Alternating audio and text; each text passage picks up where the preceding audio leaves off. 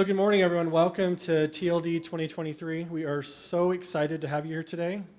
For you long-timers, you may know that we've had to shift online for this conference that we're on now in the 19th year. Can you believe it? So the last 2 years we've done this online, which we had a lot of fun with that, but it was time for us all to get back together in person here at History Colorado. So welcome, and we're happy you're here and brave the cold. It was kind of interesting yesterday because of the cold. They randomly closed the Auraria campus where we're based out of Metropolitan State University of Denver, which meant that all of our materials for the conference were locked up in our office yesterday. So we had to, thankfully Kyle's key card worked and we were able to break into the building and get everything finished up for today. So if it seems a little random and out of order today, that's why, because yesterday was a bit of a mess. I did want to first of all start off by giving out a couple of thank yous, some huge thank yous. First of all to the Teaching with Primary Sources staff. I did want to mention that this whole program is made possible by a grant from the Library of Congress through the Teaching with Primary Sources program. And I direct the TPS Western region, which very luckily is based here in Denver at the Metropolitan State University of Denver. My staff and our master teachers and a bunch of helpers are here that make this possible. I'd like to point out Kile Clabaugh. We'll do it like a band who's kind of leading the streaming today and playing the bass.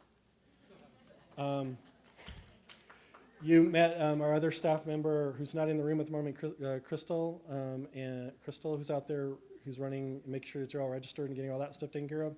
So if you see her, give her a big, huge thank you because she's going to be taking care of that stuff and kind of behind the scenes making sure everything's in the right place. Our intern, Michael, was back there helping as well. You'll see him running around. He's going to be keeping track of the presentation times for us. So once he gets done with that, he'll probably, hopefully, give me the hook when it's time. So that's our staff. Our director, Dr. Peggy O'Neill-Jones, was actually not able to make it here, which was kind of sad, but she's actually in the middle of moving, and the only day she could get the movers to move was today. So she regrettably couldn't be here, but she did want to send her her welcomes and just thank you for being here. I also want to mention some of our master teachers. We have Laura Israelsen, Michelle Pearson, which I don't see her, but she's probably out chatting with somebody. Cindy Stout, who's back over here in the back. You're going to meet all these people later in our keynote thing that we're doing. Mary Johnson, who works with us on the TPS Teachers Network project, so we get to do a bunch of online stuff with her.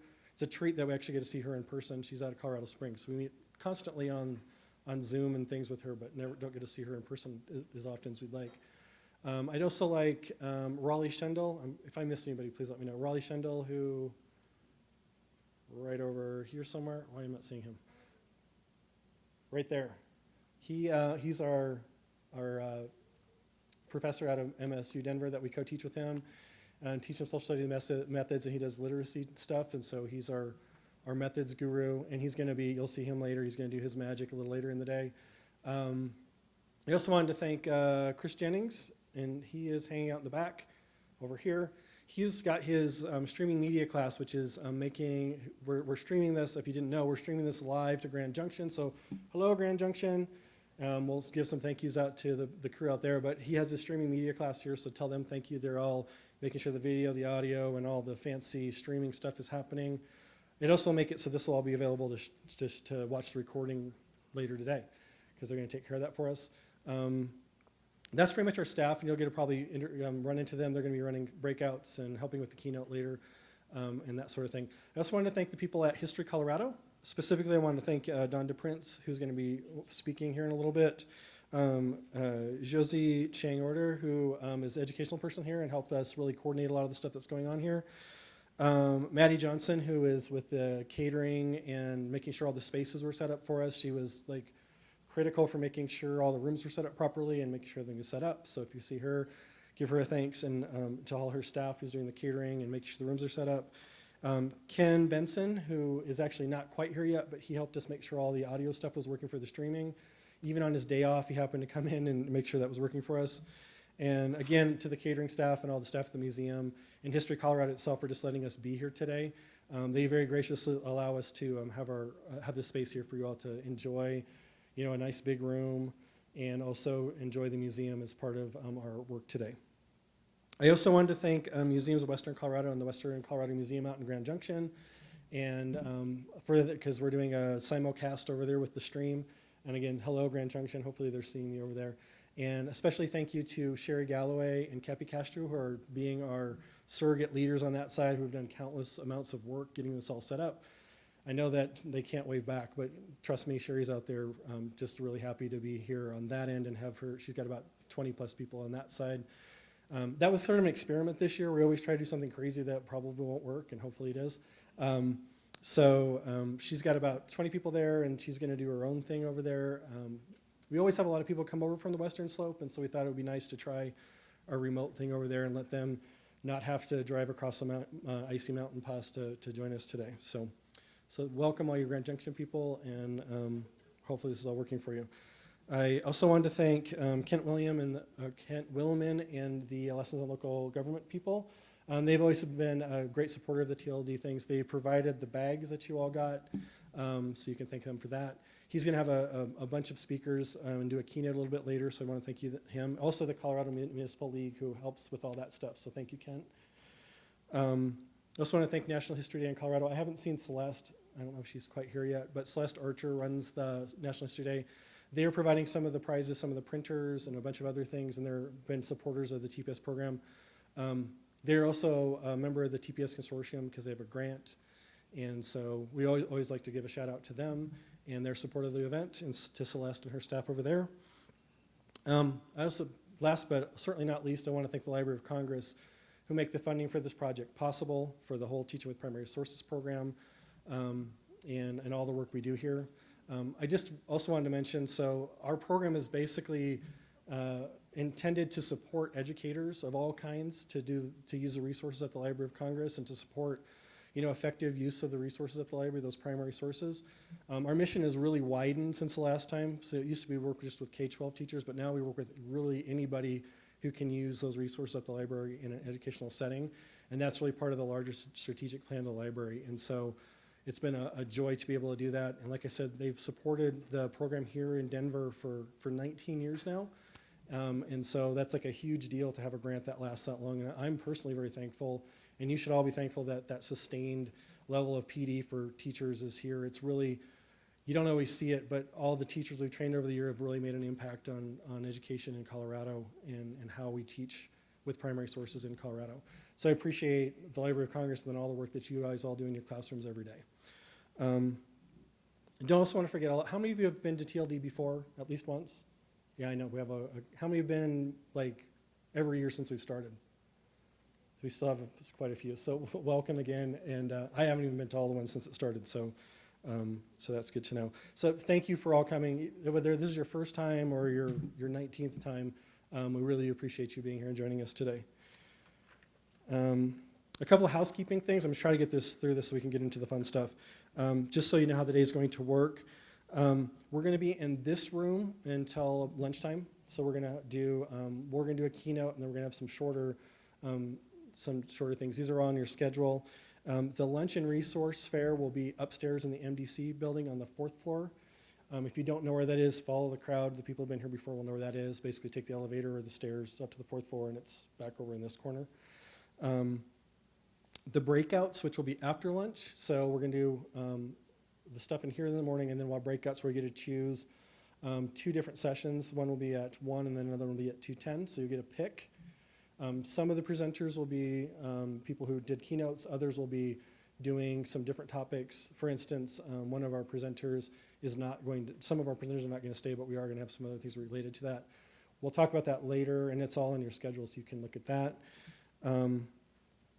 So check your bag for that schedule and where those breakouts are.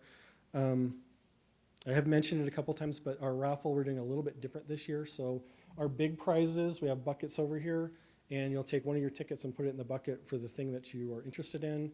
We figure that'll up your chances and make sure you get something that you'd like. And then we'll also give a bunch of other stuff away, so don't skip if you don't feel like you don't want to get the big prize. We're going to be giving away posters and books and a bunch of other stuff. We're actually moving offices, so we cleaned house, and so we have tons of stuff to give away. So it's all good stuff, I promise. We threw away the bad stuff. So just stick around for that, and like I said, make sure, we're going to have those out for the morning, so take on the breaks, go and put your tickets in there if you haven't done it yet. But we're going to pull those down at lunch, so just make sure you get your tickets in there to make sure that you're considered for those things. So other important things. So bathrooms are on every floor back in this corner. That's going to be an important thing at some point. And I also wanted to, so also check your bags. We have, if you signed up for sub-reimbursement or grad credit or interested in doing the grad credit, the information on that is on a handout in your bag. What else we got? I will talk about that later. Oh, you'll see in your bags that there's some stickers. You haven't noticed that yet, little primary source stickers. There really no particular purpose of that except that we thought they were cool and we like to give away stuff. But there we have 10 different designs and you got 2, so you might want to like take a peek and pick and trade or try to figure out, and if you are curious of what those are, we can fill you in. There's also a notebook and pen in there. You're gonna need those here in a minute, so make sure you get those out and get those ready. And also just taking notes is a good thing.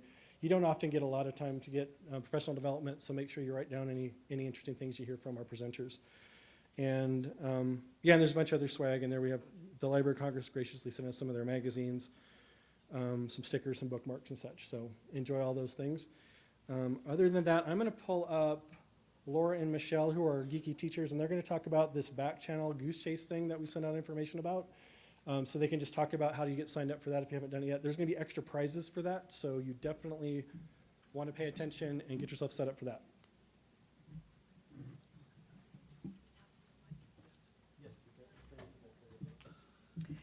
You got an email with a code that started yesterday. We already have people in there.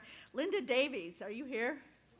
Woo, yeah. She's our first place right now. She's already got 11,000 points, so you guys have got some work to do. And Danae's hot on it. Danae Watkins yes. Is hot behind. They're going to be opening up all day, so there are lots of challenges.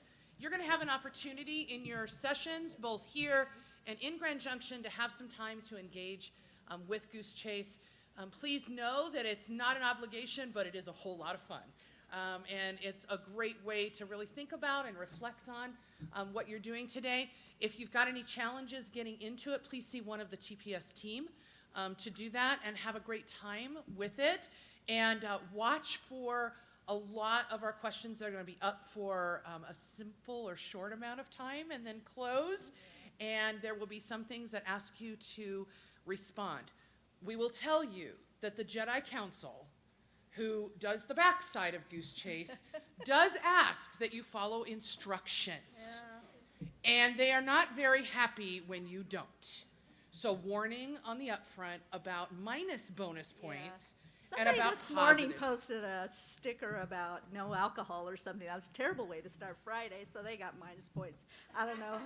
I did hear that too. So you can earn points. You can also lose some points. It's up to the Jedi Council, and we'll see what happens. But while you're in there and having fun, think of this as how you could use this with your class or with your museum. We've been working with several museums who are starting to add a Goose Chase scavenger hunt. We've started doing this at school. We actually got the Goose Chase app in the Google Play Store approved so our kids could use it on their Chromebooks. So think of how you can add this and add some fun, bring some primary sources, bring the power of a scavenger hunt to your classroom or to your whatever you're doing. And find us, and we'll share ideas about that classroom use throughout the day and also in Goose Chase.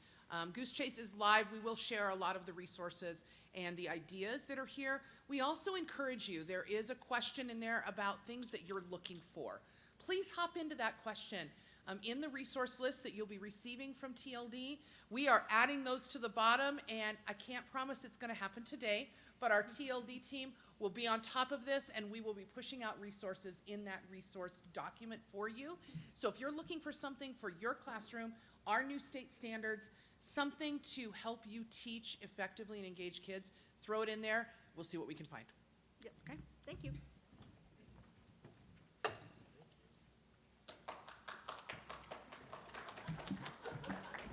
They really do need a round of applause.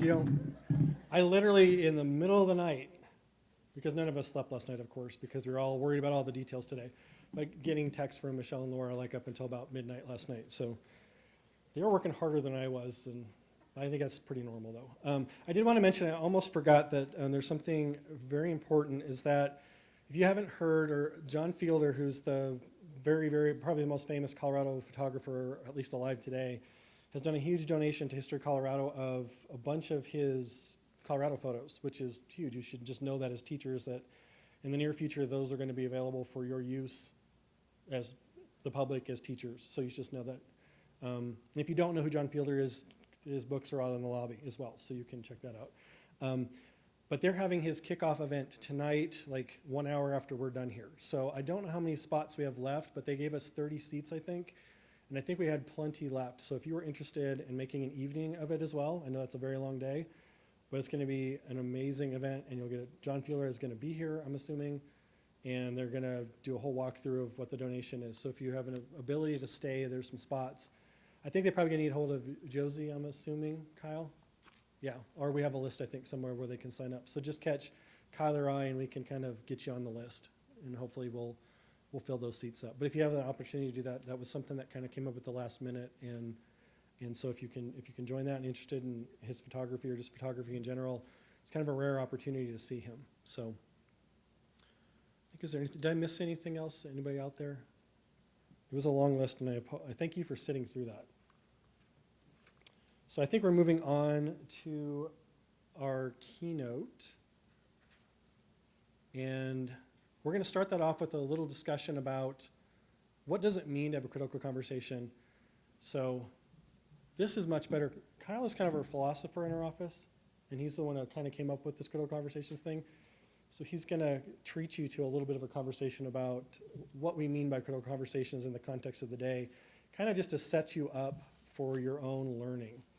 And kind of keep all these thoughts in mind. TLD is always about connections, and so this is kind of jot some notes down and kind of see how this might connect with all the presentations you're going to be through, all the breakouts you're going to do, and see how much of this you can take back to your classroom. So, Kyle.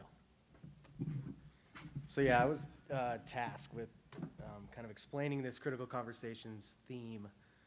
And yeah, critical conversations that can evoke some things that may be true, some things that are kind of true, some things that are not so true. And it boils down to this. Language is silly. It's an absurd, foolish, and extremely nuanced thing. The meaning of words tend to change throughout time, right? So did you know that sometimes words come to mean something completely opposite of what they originally meant? So this is called a contronym, and they have a neat nickname called the Janus word, which that's why I chose good old Janus Roosevelt. So Janus is the god of doorways, gates, and transitions, and of beginnings and endings, having two faces but looking in opposite directions. One example of a Janus word is sanction, which can mean both a penalty for disobeying a law and official permission and approval for an action, right? So literally, which is another such word, the meaning of words are stretched and sullied and very silly in different ways. So let's think about the word critical. It's a pretty powerful word, evokes multiple connotations depending on who you are and who you're talking to. On the one hand, we can think of critical as in, it's critical that you fill out the end of the conference survey. But this isn't the critical we mean here, right? So we all know John Dewey. He coined the term in 1910 called reflective thinking. And he says, thinking is this active, persistent, and takes careful consideration of any belief or supposed form of knowledge in the light of the grounds that support it and further conclusions to which it tends. So anyway, it's thinking in a way that incorporates all the known evidence and multiple perspectives before making a conclusion, right? So around 40 years later, Paulo Freire stretched the meaning of critical thinking to include not only the deep reflection, but also this revolutionary action against oppression. So this is the type of critical that refers to like critical race theory, or other type of critical theory that aim to explore and explain social, political, and legal structures and power distributions through a specific lens. So in the case of critical race theory, we're talking about understanding racism as a socially constructed category used to oppress and exploit people of color, right? So feminist theory looks through a feminist lens, Marxist theory looks through a Marxist lens. So the whole point of critical theory is to understand different perspectives. We don't have to think the other perspectives are right, we don't have to agree with them, but we do have to work to understand them. So then critical conversations, it's like a dialogue that works to objectively analyze and evaluate perspective and point of view. So to have a critical conversation, we ask questions like, where did you find that information? How do you know that's true? What else is going on? And my personal favorite, seriously? We might not be able to solve all the problems and answer all the questions, but we shouldn't be expected to either. That's why primary sources are such a powerful teaching and learning tool, because they allow us to peer into windows and discover knowledge. No offense to secondary sources, but with primary sources, we aren't being told how to think in a certain way. Today, we'll explore strategies and play around with these ideas about critical conversations. I want us to think about questions like, how can primary sources assist in having conversations with our students? What conversations are critical to our students? What conversations are critical to you as an educator? And to get this conversation going, I want to get Michelle and Laura up here to talk about windows and doors for this next activity and see what kind of perspectives we can begin to understand.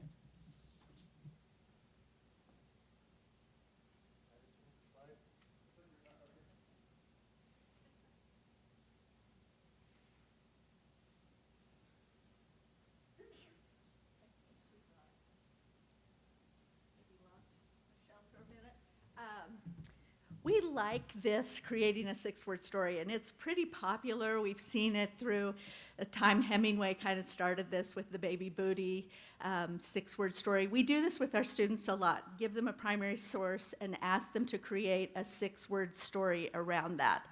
So we would like you to try that. Just look at some of these windows and doors into different time periods, different things going on, different primary sources. We're not going to tell you a lot about them yet, but we'd like you to take a few minutes and see if you can come up with a 6-word story. So just choose one of the primary sources on the screen and think, how can I tell the story of what's happening here, or the questions that I have, or what I think is happening? How can I do that in 6 words? So we're going to give you a few minutes to think about that.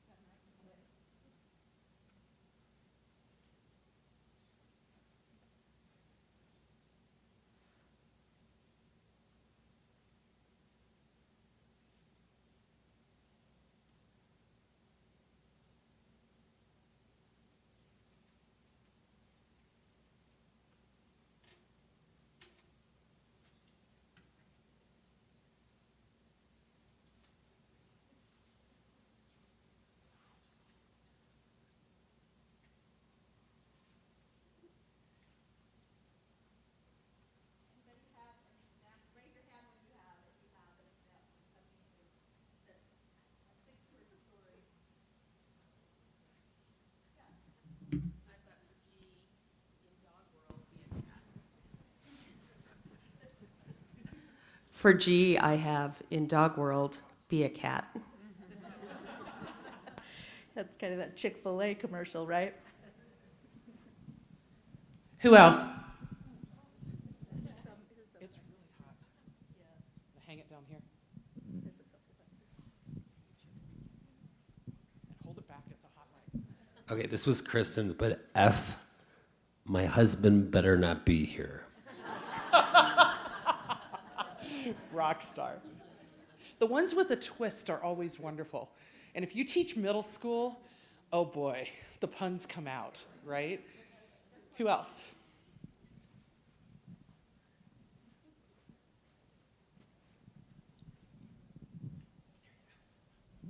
I chose E, and I put, when will this open for me? When will this open for me? All right. I chose C, and I hope Santa brings me this.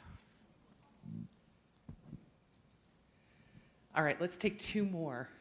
Any that have got something on a picture that hasn't been used yet? This side of the room's a little quiet. I think they're Just close saying. to the food, so they're in. Oh, the picture's already been used. Maybe I'll allow you to do that. Now you got to use the mic because we're streaming. Yeah. G, my life is going to the dogs. All right, let's do 1 more.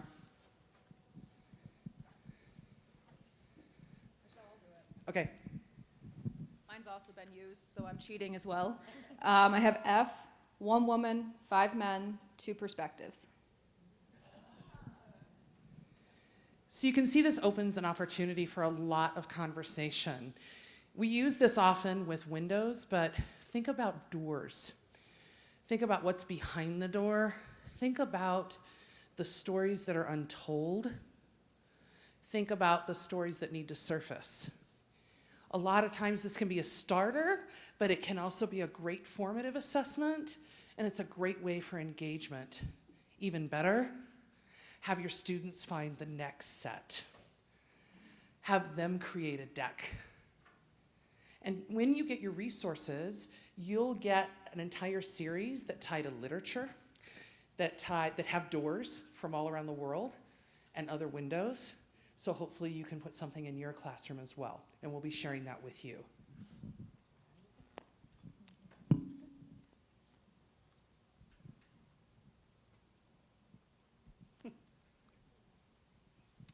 So to continue the conversation about critical conversations, I wanted to share a story with you, and you're probably really familiar with this process, or you may be on the other side.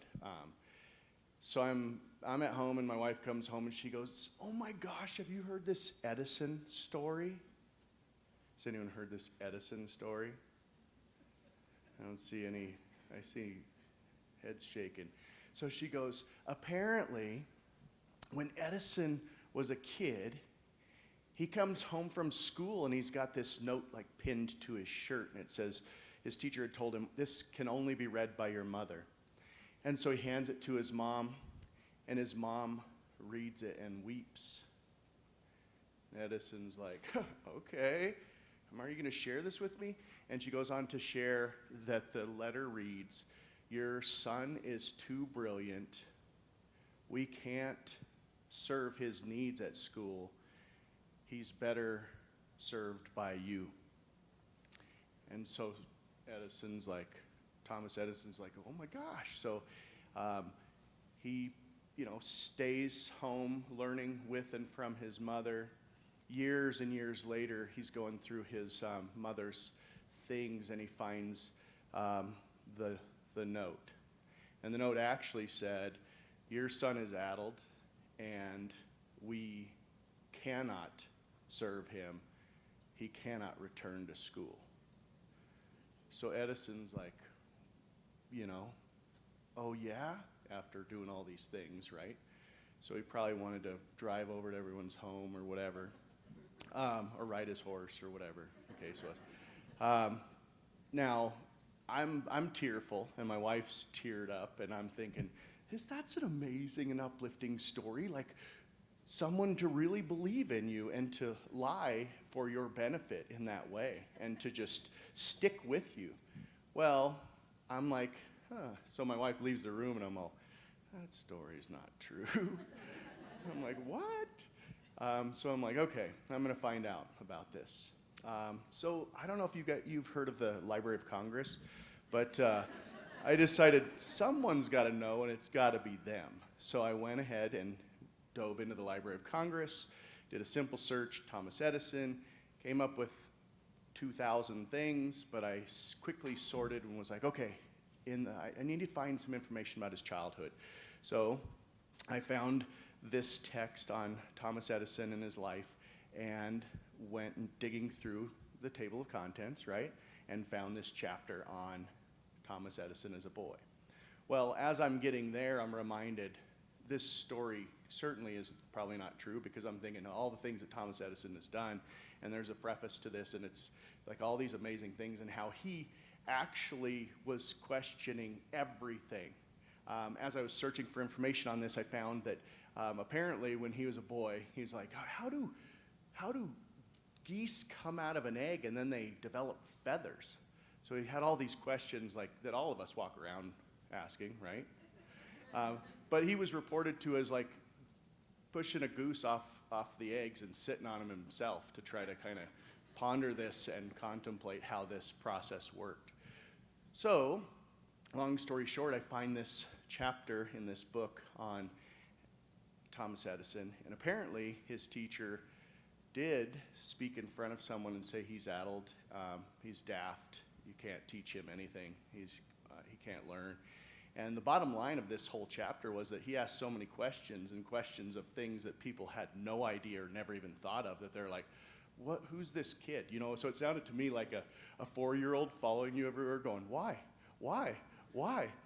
And then when you finally are like, it's because, just because, right? So the long story of this is that I had to find out what the source was of this story. So it's a really cool story. It's uplifting. However, if you think about it critically, it's kind of damning to teachers, right? Like a teacher actually wrote this note, or the teacher actually said these things. So I'm like, okay, I want to find out the truth behind this. So the key to sourcing is that you find out what's real, what's not, and answer Kyle's question, like, seriously? Through a quick peek, oftentimes, at the Library of Congress. So what we want you to do is just take a few moments to turn, talk, and listen to a peer. What does sourcing have to do with you? And what does it have to do with critical conversations? Maybe you have a story just like the one I just told. Maybe you're the one coming home going, listen to this, and you're just passing on this fabricated tale, right? Even if it is uplifting and supportive. So turn, talk, and listen to a person next to you or a couple. What does sourcing have to do with critical conversations?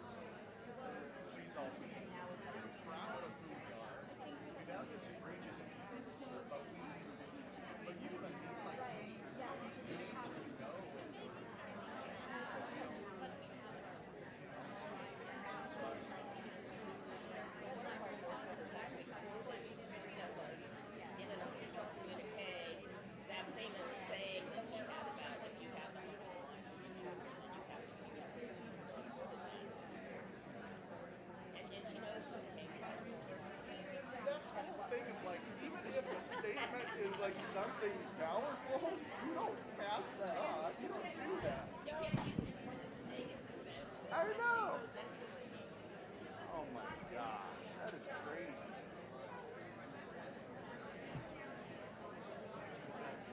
Bring it back in when you're ready and wrap it up. I think Keith will do that one. I think it's, well, I don't know if we need to wrap it up. Do we need to? I don't know. Yeah, you're right. I think he just jumps into another great way for sourcing for you to be able to see is teachers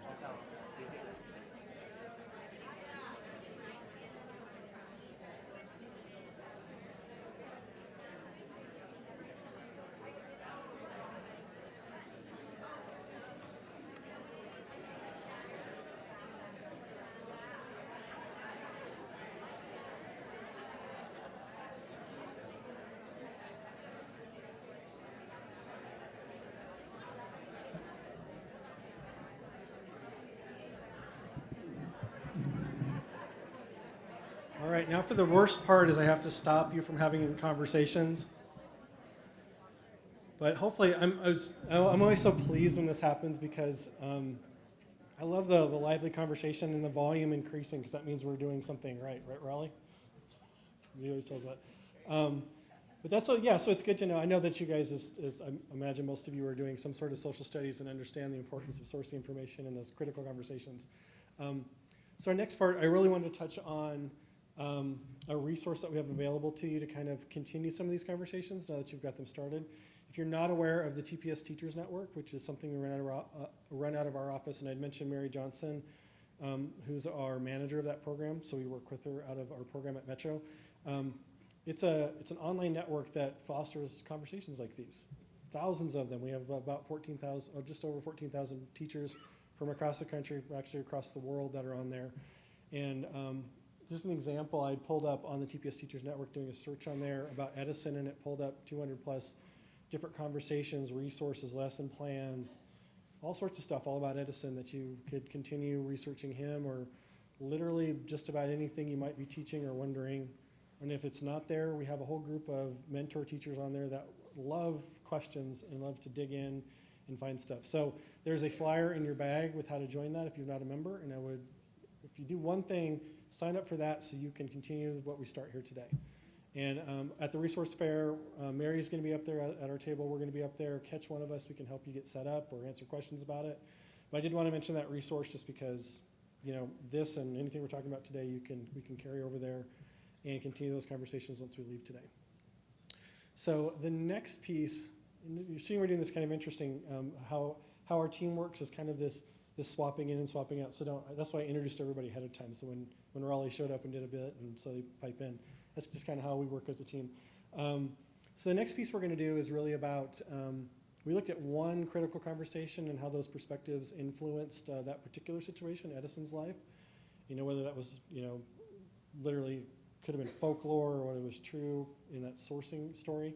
But the next piece we're going to look at how primary sources really go into that and how digging into that a little further about how primary sources can really help us anchor those critical conversations and how those perspectives that we can gain from primary sources dig into critical conversations. And so we're just going to take a moment to look into that. And any of my team or any of you if have comments, we'll run the mic out to you. I know Cindy Stout, I was talking with her, and she's an actual historian, and so she usually has a lot of good insight into this sort of stuff. So we might pull her up. So I think we have enough time to kind of go into it. So let's go ahead and pull up the first one here. And so you can take a look at this and you can do your primary source analysis, you know, to quickly observe what you see there and observe, reflect, and question here, any questions you may have. But I'm going to kind of walk you through since we have a large group. And we'll have a time to practice this here in a minute, but I just wanted to walk you through a couple of examples. So this is some photographs from the Battle of Antietam during the Civil War.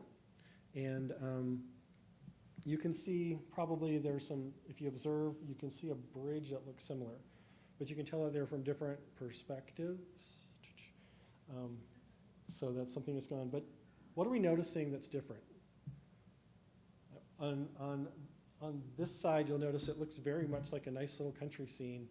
But if you shift that camera across the river and down at eye level, you'll see that there definitely was some action here.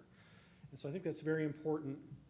This comes from a collection of photographs that was taken from several photographers who went after the battle and documented this. One of the bloodiest fights in the Civil War, as you're probably aware. And they purposely chose to have these different viewpoints and sometimes choose to show, you know, it was a nice, beautiful southern, you know, landscape and sometimes showing the devastation. Here's another one. This is a church that's in the background, and you can see, again, that physical choice of the photographer, where he placed his box and where he set his boundaries makes a huge difference.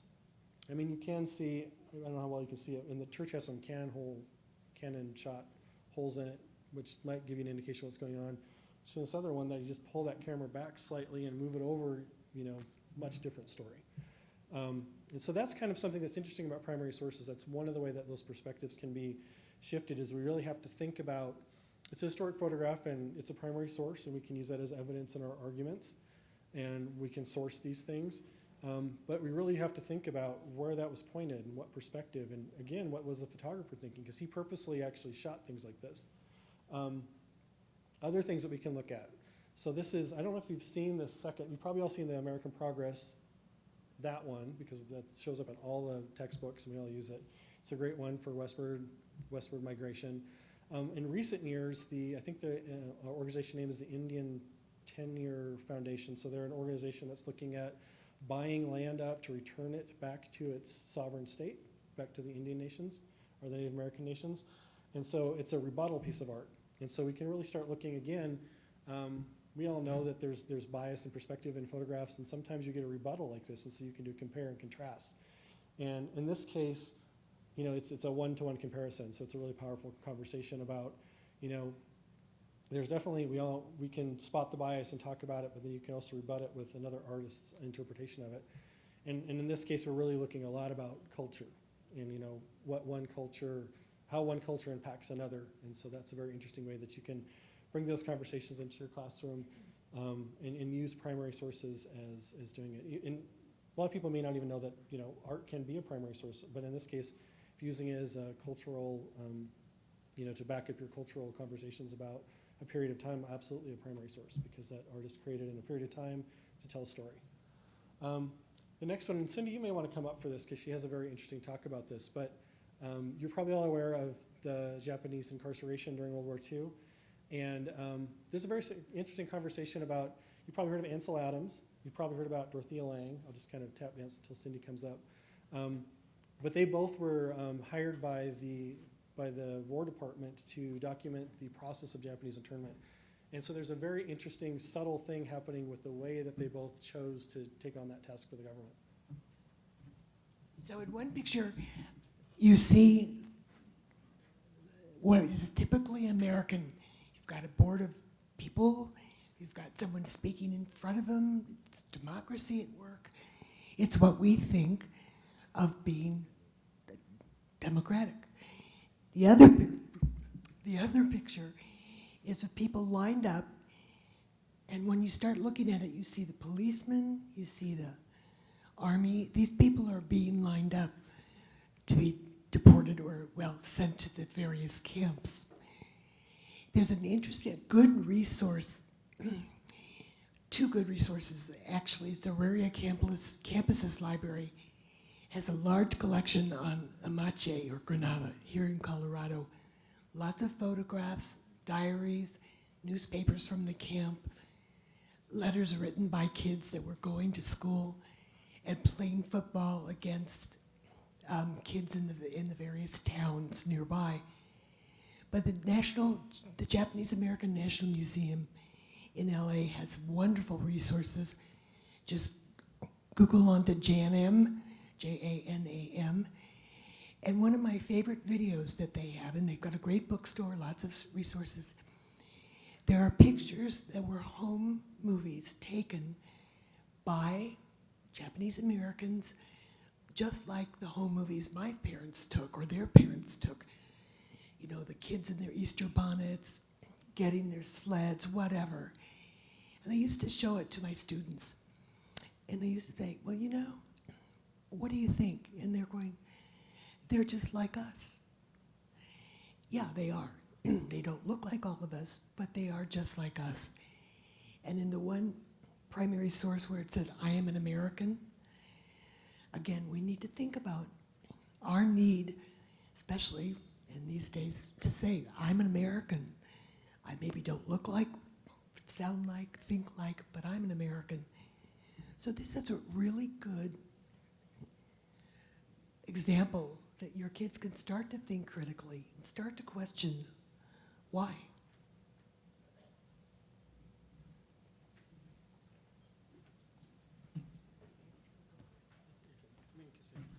Kyle, Kyle, if you could go back, there's just a, and thank you, Cindy, for that enlightening. The thing that I really noticed about this with in the comparison here as well, so she talked really about this I Am American. The interesting story that also came along with this is that Ansel Adam was in Manzanar, and he actually was, if you look at his collection of photographs, he really took great effort to make sure that it looked like it was a pleasant place to be, which makes you think that he was kind of just towing the line for the government. But Cindy was telling me that really what he was doing, he was really trying to stress that point, is that they were just regular Americans that we locked up in a camp in the middle of nowhere in California. Whereas Dorothea Lange did a lot more of documenting of the evacuation, as they called it, or the rounding up and imprisonment. And so if you look closely at that, you may not notice, but you can see the policemen there, but there's also a soldier there, and then these guys are lined up around the block to get registered to be sent off. And she took a little bit more political angle to it, and so there's a little bit more of the conflict and the, what's the word, the injustice. She was captured that. So you can go to the Library of Congress. I've got these linked up when we share this presentation, and look at the contrast between that. They both took very beautiful photographs, and you've probably seen some of them in your textbooks. And the nice thing is that they were both working for the War Department, and so typically their stuff would be unavailable unless you purchase an expensive book, and certainly there are books with them, but a lot of their work is available public domain because the United States government bought it, and they archived it in the Library of Congress, which is just a huge gift for the American people and as teachers, so it's kind of fun. Some quick hits on some other things we looked at here. Women's suffrage, and the way the women's suffrage movement picketed the White House and specifically targeted Wilson. And then the way that Wilson really, kind of had this picture, this public persona of him and his wife, and really using the women's suffrage people really targeted him personally, saying he was responsible for not allowing women's suffrage to go through and forcing it through and finally getting that right to vote. And so it's interesting, seeing the banners, and those women stood out there for years, just keeping it in his face, constantly reminding people that he personally needed to take action on that.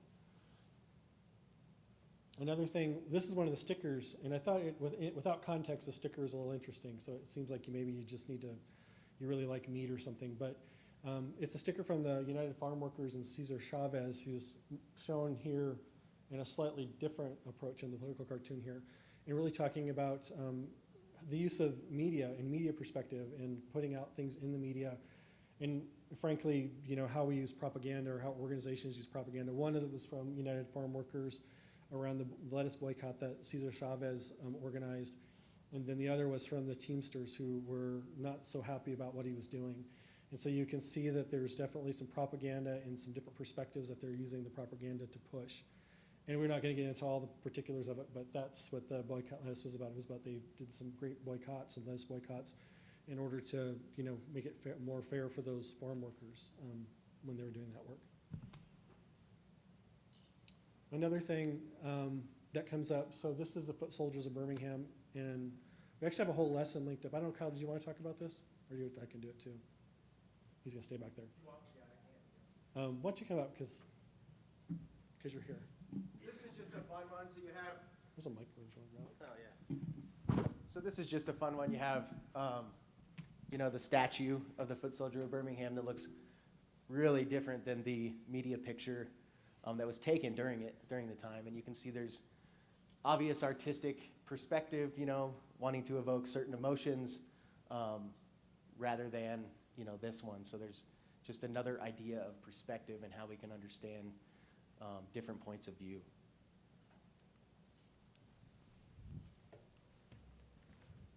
And the reason why I had Kyle come up and do that is because also on this, there's a resource, a full lesson plan that's built out around that he wrote, and so I wanted to just have him come up and talk about it. So I think now is the time, I think that was the last one. So I really wanted to just drive home that it's pretty easy to go out to the Library of Congress if you know what viewpoints and perspectives you're looking for in order to go and gather some primary sources to help start those conversations for your students and yourself. And there's millions and I think there are over 60 million things at the Library of Congress digitized and much more physically there. And so that's just kind of give you a feel for that. So now we're going to do a little activity called Circle of Viewpoints. So it's your turn to do this. And so we're going to ask you, instead of just, we had to do a turn, talk, and listen, so we're trying to mix up our strategies a little bit because you're teachers, and so we don't want to try to do things slightly different as best we can with large groups. If you could find 3 people to make yourself a little circle for the circle of viewpoints, and then this is actually, many of you may have used this, is from Project Zero at Harvard, and there's a task card that's in the PowerPoint if you want to use this in your classroom later, but it's a really good way to kind of allow a safe way for you to explore viewpoints as a small group. So we're going to ask you to do that. So there's, we're going to ask you in this case just to think of a current topic. It can be anything, just as a group, just real quick. Come of something that you can all have a different viewpoint to have a discussion around. And, you know, it's a safe space. Just remember we're being colleagues and we're practicing, so that's important. And try not to judge too much. I know it's very hard today to do that, but it's important to kind of allow ourselves some space to kind of explore these things as practitioners. So we want you to explore, each person is going to explore one topic using one of these sentence starters or sentence stems. So I am thinking of the topic you choose from a viewpoint of the viewpoint you've chosen. Then second, move on, I think, and then describe the topic from your viewpoint and be an actor and take on the character of your viewpoint. And this can be done pretty quickly. And then a question you have from this viewpoint is, and then ask the question, because they always like questions, right? And then, since this is kind of, we have a place for you to anonymously share that if you just want to share what happens. It's a little, I'm not thinking of it, a little place where you can share it online. A Padlet, yes, somebody's probably already gone there. I always forget that, I get them confused on the tools. But there's a QR code and a bit.ly there for you to use to pull that up if you want to share that with you. So break into groups. I think that's good. If you have questions, we'll have all of our people around, or find somebody who's done this before. I think a lot of people have seen this before. But so find a group of 3. Hopefully you can meet some new people doing this. That was kind of part of the purpose. But allow us to look at some of those perspectives and viewpoints and kind of practice that a little bit. And maybe just have a little conversation about something that's a current event. It can be something very serious or something not so serious. And we'll give you a little bit to work on that, maybe about 5-10. So go for it, find a group of 3, and then follow the prompts. You want half an hour? You want half an hour?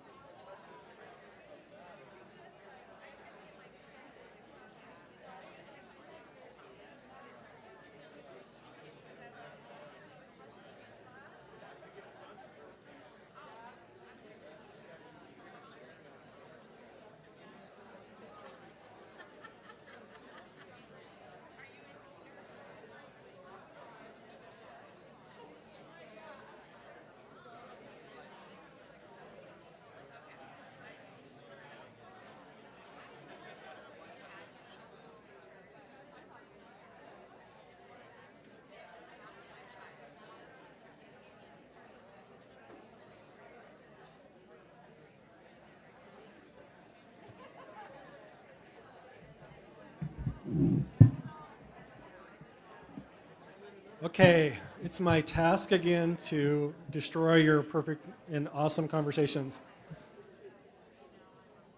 But we'll have some time at a break here, and you can continue these conversations, and we'll do that. So if you could return to your seats. How did that work for everybody? Is that a thumbs up, thumbs down?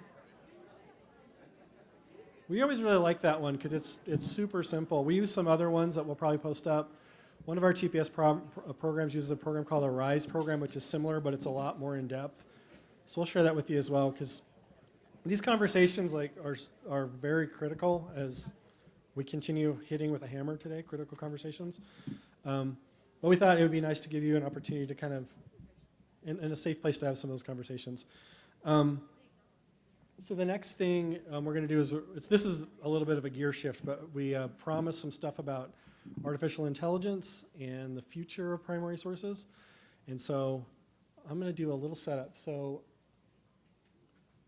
our clicker is, for some reason, doesn't want to work up here. So let's all give a round of applause to Kyle for being my clicker man. So, so this all started out of a conversation. As a group, we back channel a lot. We are in Google Chat and always are sharing the latest stupid thing we find online.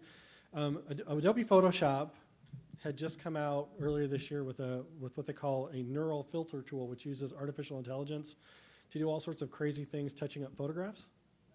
And since I work with the Library of Congress resources all the time, I did some of this.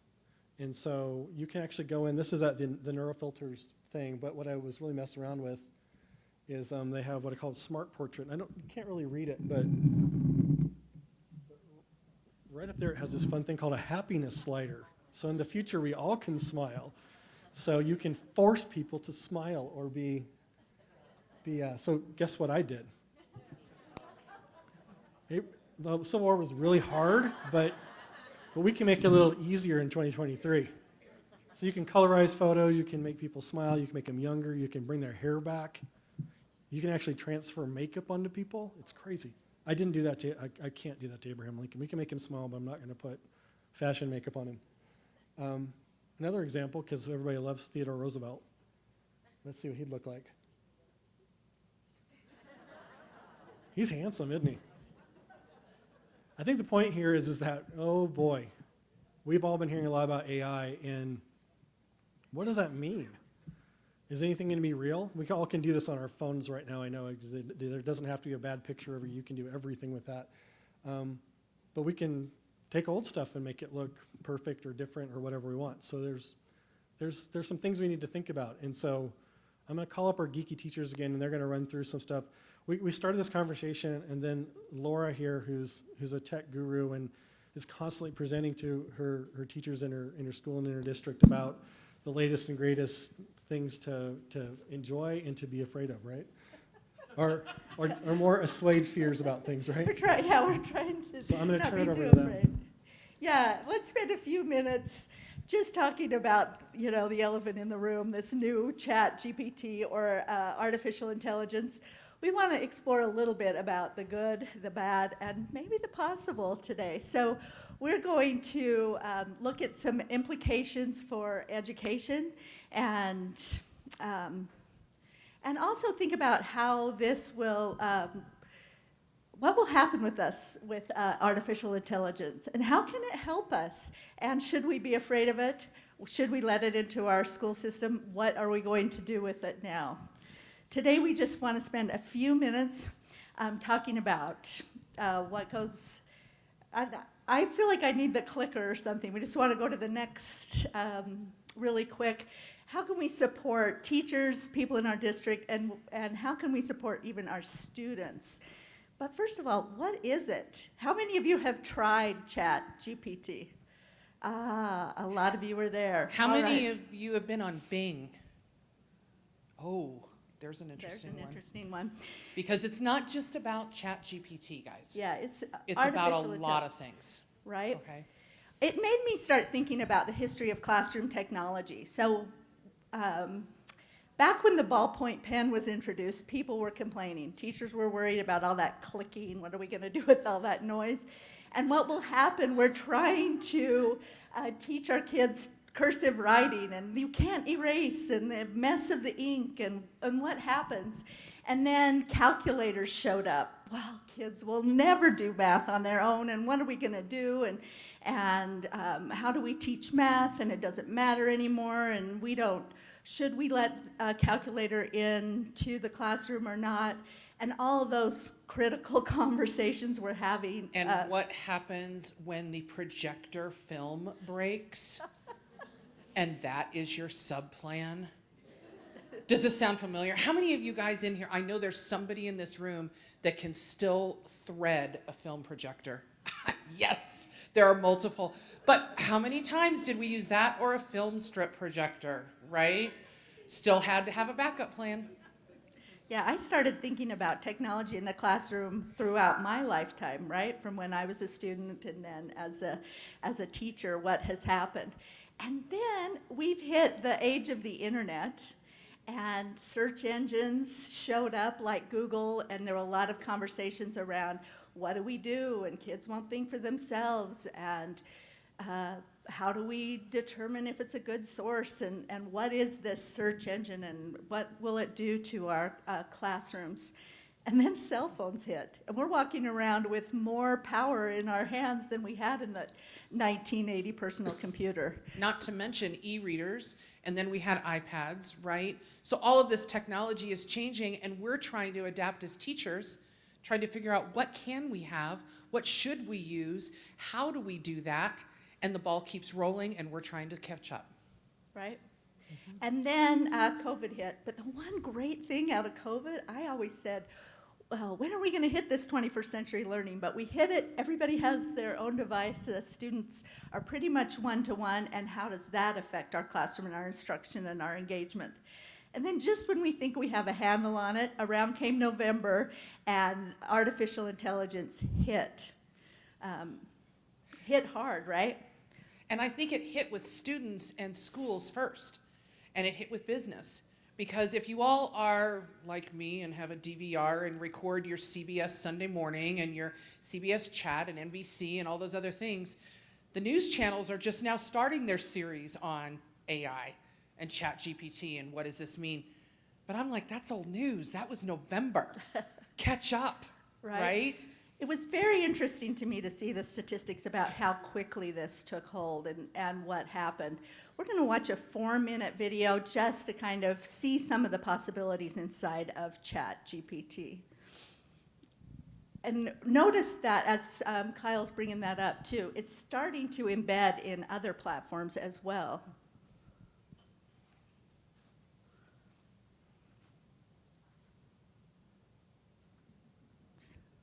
Our sound's not loving us, but yeah, so he's reviewing how quickly that started.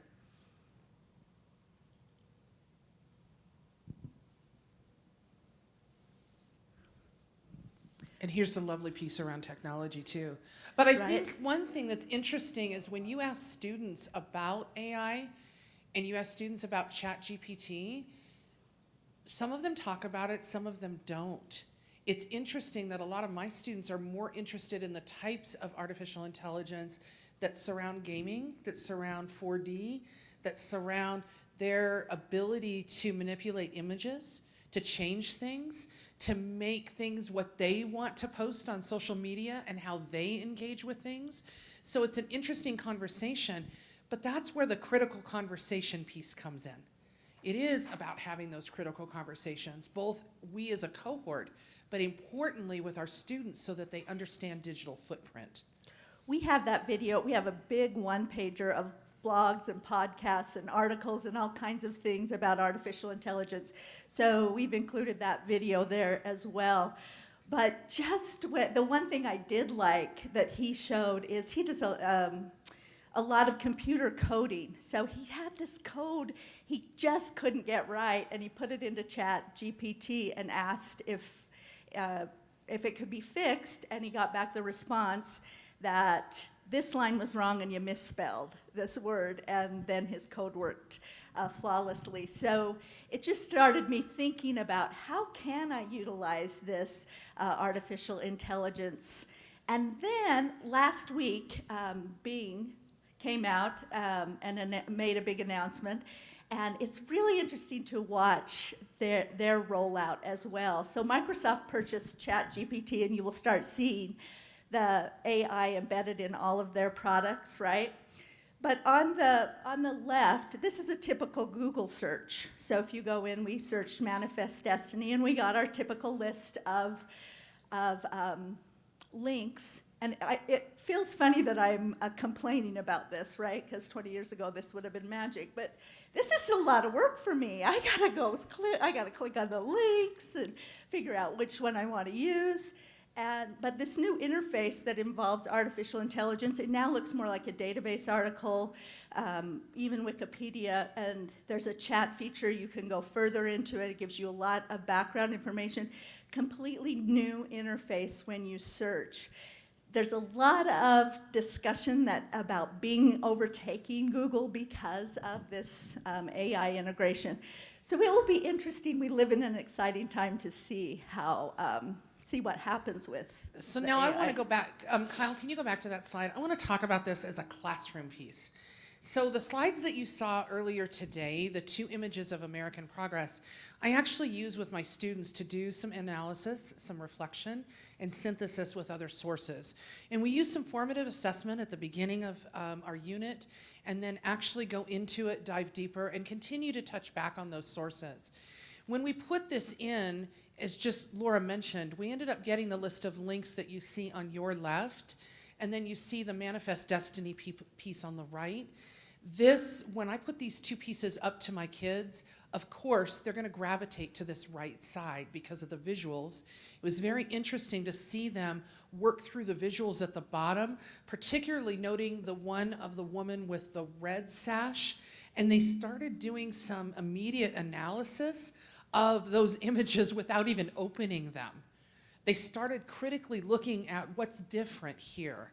But the other interesting piece, we harness the power of ChatGPT because as a teacher, I went in and put American progress, tell me about it, in ChatGPT, and I got an essay. And the essay for me, as a teacher who talks about this, was really interesting, but then I put it out to my kids, and I had my kids analyze it through their lens, asking, so what? Why does it matter? Asking what's missing, what voices aren't there.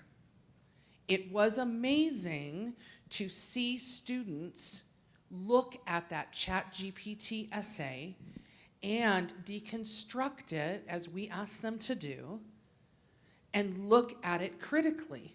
They found a lot of holes. They found a lot of missing pieces. They found things in the background, in the landscape, that weren't addressed in it.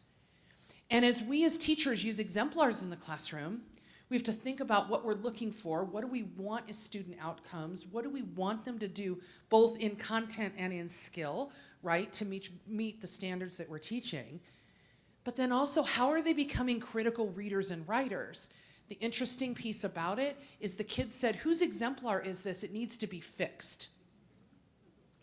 And that's the power, I think, of ChatGPT. Let's talk a little bit about how it can help with your job. So teachers, there was an interesting study done about spell check. So when spell check was introduced, people said, well, it'll become a crutch, and they'll never learn how to spell, and they'll never be good spellers. And actually, the opposite happened. Because they had that immediate feedback, they were able to learn the correct spelling. They became better spellers as they worked with spell check. I'm taking that same thinking into AI, into ChatGPT. So I can ask. It becomes what are the questions and how are you thinking critically? It's only as good as the questions that you ask it, right? And the writing that you get, just like Michelle said, how can this be better? If I put my writing in as a student, I can get some feedback.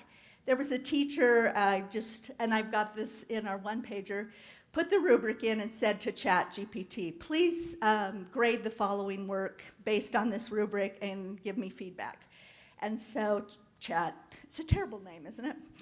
I want to call it Fred. So ChatGPT said, okay, load the first one, and they loaded it, said, you know, this is the score on the rubric, here's some feedback.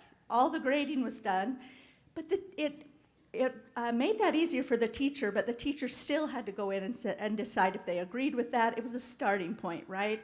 Edit the feedback, but I just really like the thought of a personal assistant, and that's what I feel like I have. If I have to write emails, or if I need a little help with, someone said they were a high school teacher, they had to write 10 letters of recommendation last week, so they had ChatGPT help them with that.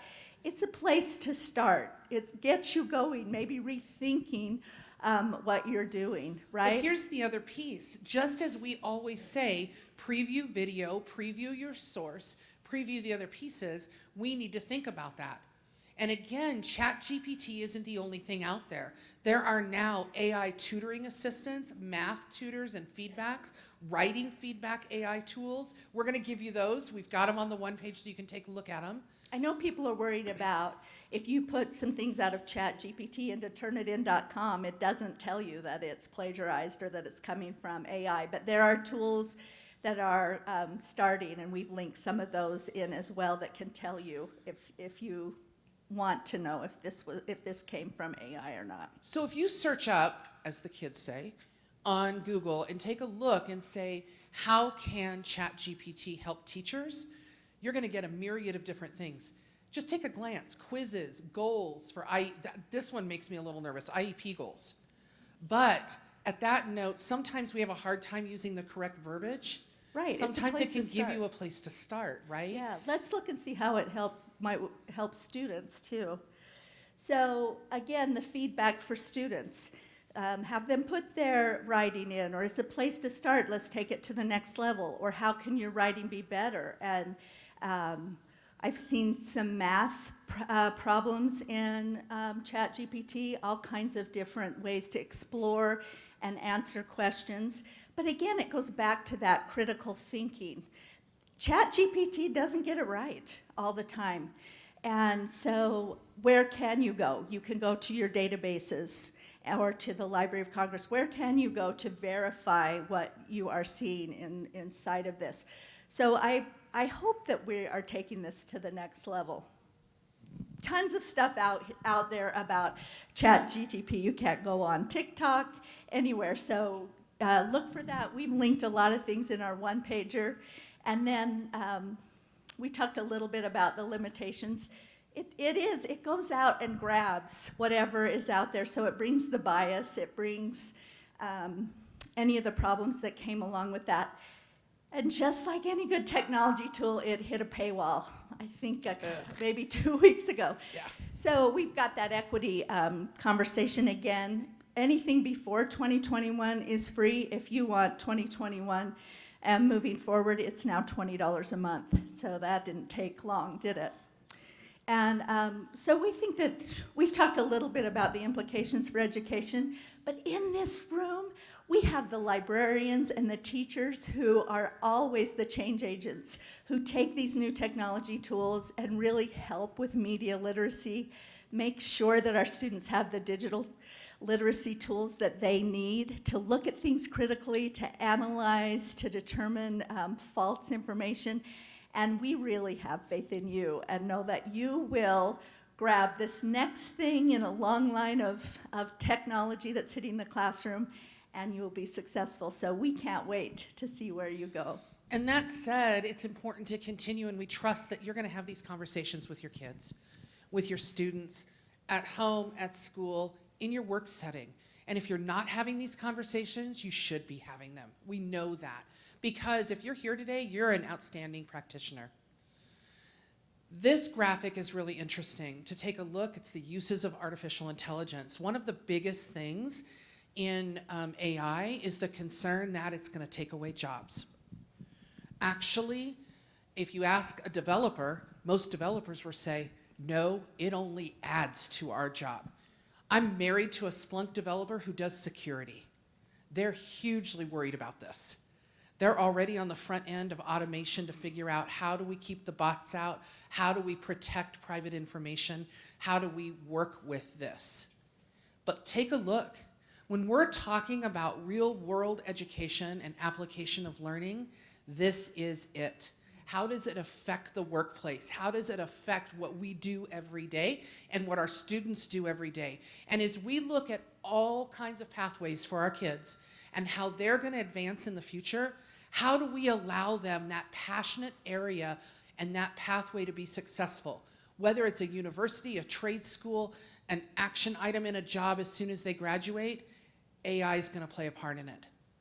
Because it's moving fast, and our students, even graduating this year, are going to be confronted with the use of AI in the workplace in one way or the other. So how do we ask them to walk into our world and be critical thinkers? Because that is how our democracy, it's how our education system, it's how our communities will survive into the future. It's not about machines. It's about empathy, compassion, critical thinking, understanding, advocacy, and engagement. And all of that can be done because we're human. So think about that just a tad, and I'm going to turn this over to Raleigh. This is not a perfectly clear slide. In here, we've got the JPEG image and the resources for you. Take a close look at it. And maybe open up some conversation with some brainstorming with your kids and say, how can you make a difference with AI in the future? Raleigh? How are you going to focus your efforts for the rest of the day? So we ask you to be selfish, to find one thing, take it and use it, seek the goodness. So what's in store for you?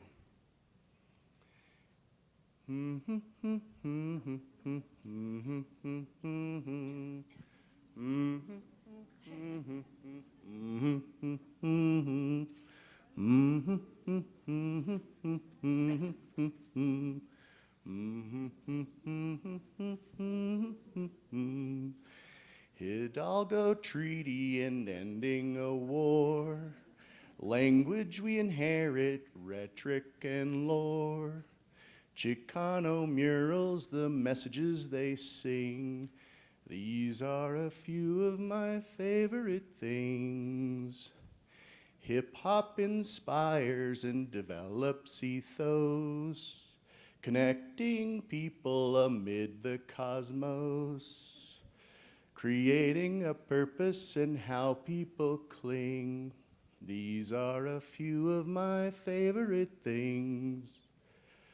The nurturing of critical conversations, librarians and teachers taking their stations, addressing injustice controversy brings. These are a few of my favorite things. When we just live, when we exist, when we ignore, I simply think of TLD teachings and want more.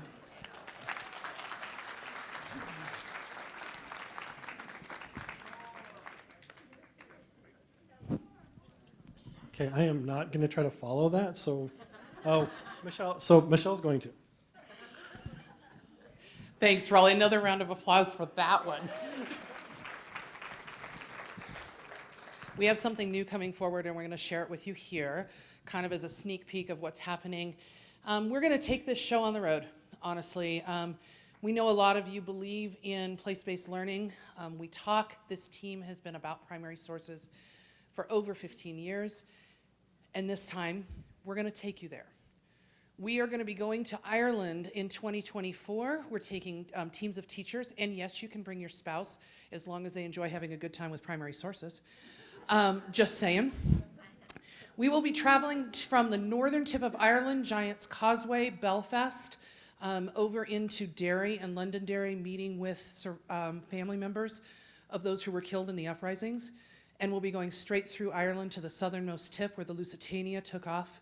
We will be talking about Irish immigration and how that connects to the United States and the Irish community here in Colorado.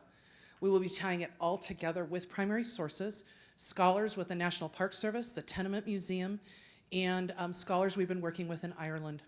If you're interested, let us know. I'll be very honest with you. The pricing is not there. We're looking at right around $4,600 inclusive. Sounds like a lot, but take $2,000 off for the airfare, to be honest. But the reason I say that, it's going to be a small group. It's going to be fun. It's going to be interactive, and we hope that you'll consider joining us. Your TPS team will be with you. You'll be working with scholars, activities, grad credit is available, and all I'll say is slante. Please join us. Okay, well, I guess I have to follow that. That is it for opening thing. I did want to remind you and say thank you, but one other thing. The work we do is actually made available, like I said, from the Library of Congress, and I just wanted to mention that we do have grant funding available. We're like I said, we're the Western Region Center, and we have counterparts in the other parts of the countries, but the bulk of our work is done with grants up to $25,000 out for any group that's interested in working with the primary sources from the Library of Congress. Cassie Moore, I didn't see her counterpart, with Adams 12 is just wrapping up one of these grants projects, and so you can do them too. Get hold of us. There's a flyer in your folder. That's it for this first section. We're going to do a break. I'm sure it's about time for that. So we're going to come back at 9:45, so that gives you almost 15 minutes. So please be back, because Don DiPrince is going to talk about the Treaty of Guadalupe Hidalgo. So please come back by 9:45. So hurry up and rush. Also, if you've not put your tickets in the prize buckets yet, the break would be an awesome time to do that. So we'll see you back in about 13 minutes.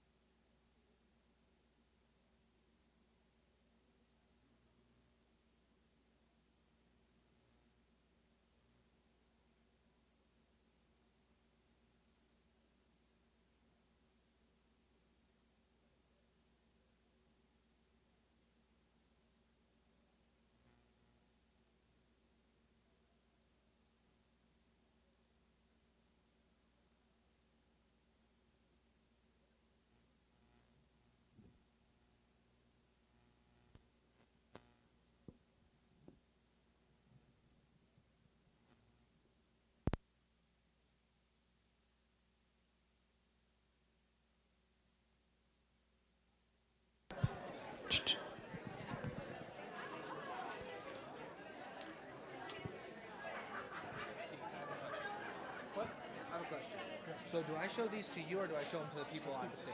Okay. Michelle and Laura were everywhere, so I can't, I was trying to get their attention. They'll probably be up here, so just.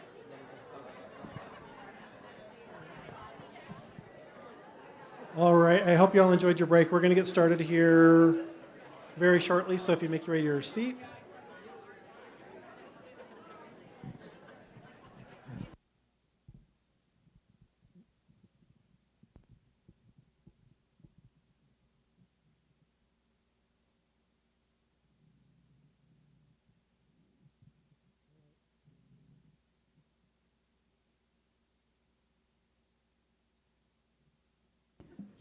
There we go.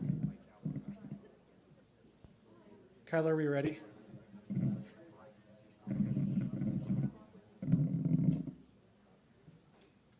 Sorry, we're just making sure we have the live stream set up.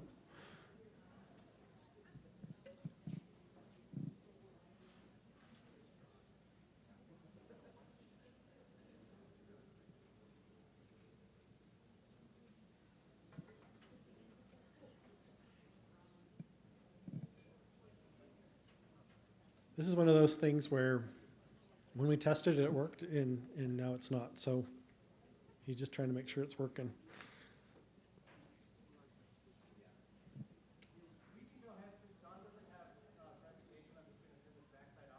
Okay. Thank you, Kyle. The joys of technology. We've all been there. All right, well, welcome back. If you make your seats, I'm going to go ahead and introduce our first TLD talk for today. We're very lucky, and it's our pleasure to have Don DiPrince, who is the Executive Director of History Colorado and the State Historic Preservation Officer. She is a lead developer on the Borders of Southern Colorado Initiative, and she's going to be talking about a very exciting exhibit that's here at History Colorado, and I'll bring her up. So everybody welcome Don DiPrince.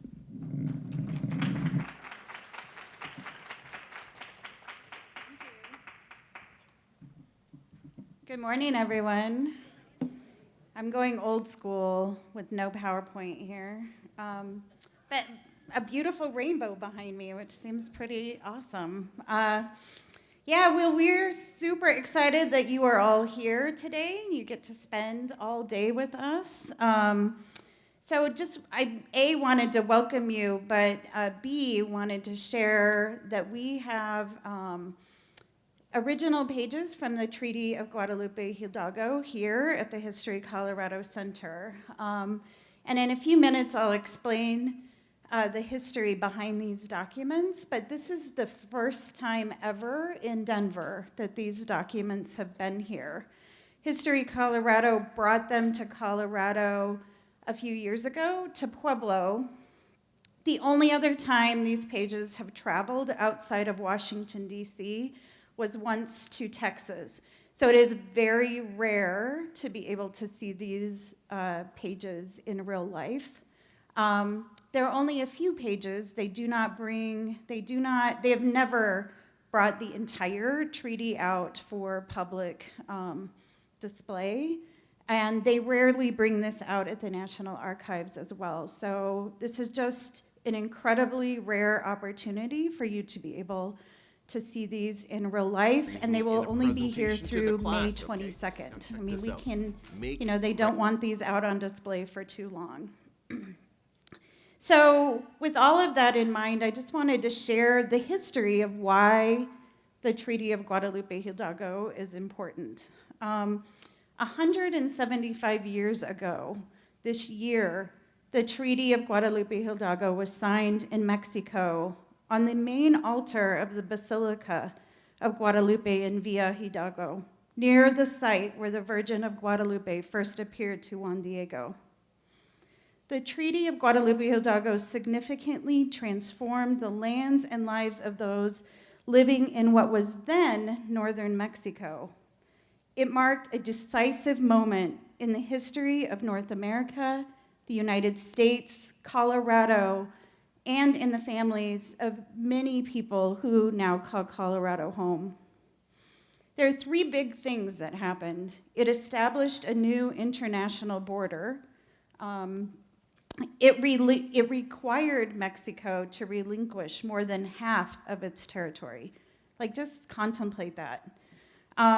This is a total of about 525,000 square miles of land. So that's a very significant chunk of land. It also brought an end to the Mexican-American War. And we just, collectively don't know much about the Mexican-American War, but it really was a tangible embodiment of this ideal of manifest destiny, which was seen as the divine purpose of the United States to spread democracy and capitalism across the continent of North America.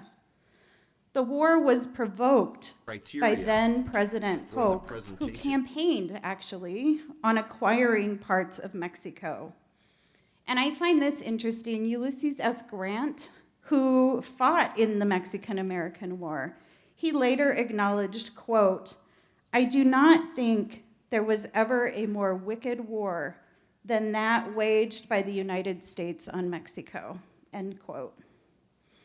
Often manifest destiny is justified, or was justified, by a mythology of empty virgin lands. But of course, these lands were not empty. They were home and homelands to civilizations, including numerous indigenous tribal communities and around 100,000 Mexicanos. Between the fall of 1847 and the winter of 1848, the treaty was negotiated and eventually signed between the US and Mexico. No tribal governments or leadership were parties to the treaty, but it was certainly a pivotal moment in indigenous US history. It sets the stage for monumental historic chapters such as the Gold Rush, the Transcontinental Railroad, and the Sand Creek Massacre. It ignited passions around the expansion of slavery in the West, which acted as an accelerant for the conflicts that led to the Civil War. So this is like very, very monumental. And I've been working on this history for a really long time, and it's pretty stunning that it's so unknown. It continues to be, or barely known. And it's really critical to our understanding of our national geography, of border politics, and regional identity. The treaty has been foundational in countless court cases, and it's significant on an international scale. But with all of that in mind, I always want to encourage us to think of its impact on a smaller scale too, on communities and families. We have exhibits statewide in our museums on our initiative, The Borderlands of Southern Colorado, and our specific exploration in these exhibitions has been around the implications of the treaty on the lives of those living in this land of shifting empire that we now call the American Southwest. New borders meant that families without immigrating found themselves as residents in a new country. And then despite some theoretical protections in the treaty, Hispanos and newly proclaimed Mexican Americans faced a loss of political power, segregation, and you can see this in the court case of the Maestas court case down in southern Colorado around school segregation, 1913. They also face discrimination. There is a more contemporary lawsuit, Garcia v. Vilsack, where Hispano farmers sued the U.S. Department of Ag around discriminatory lending for Hispano farmers.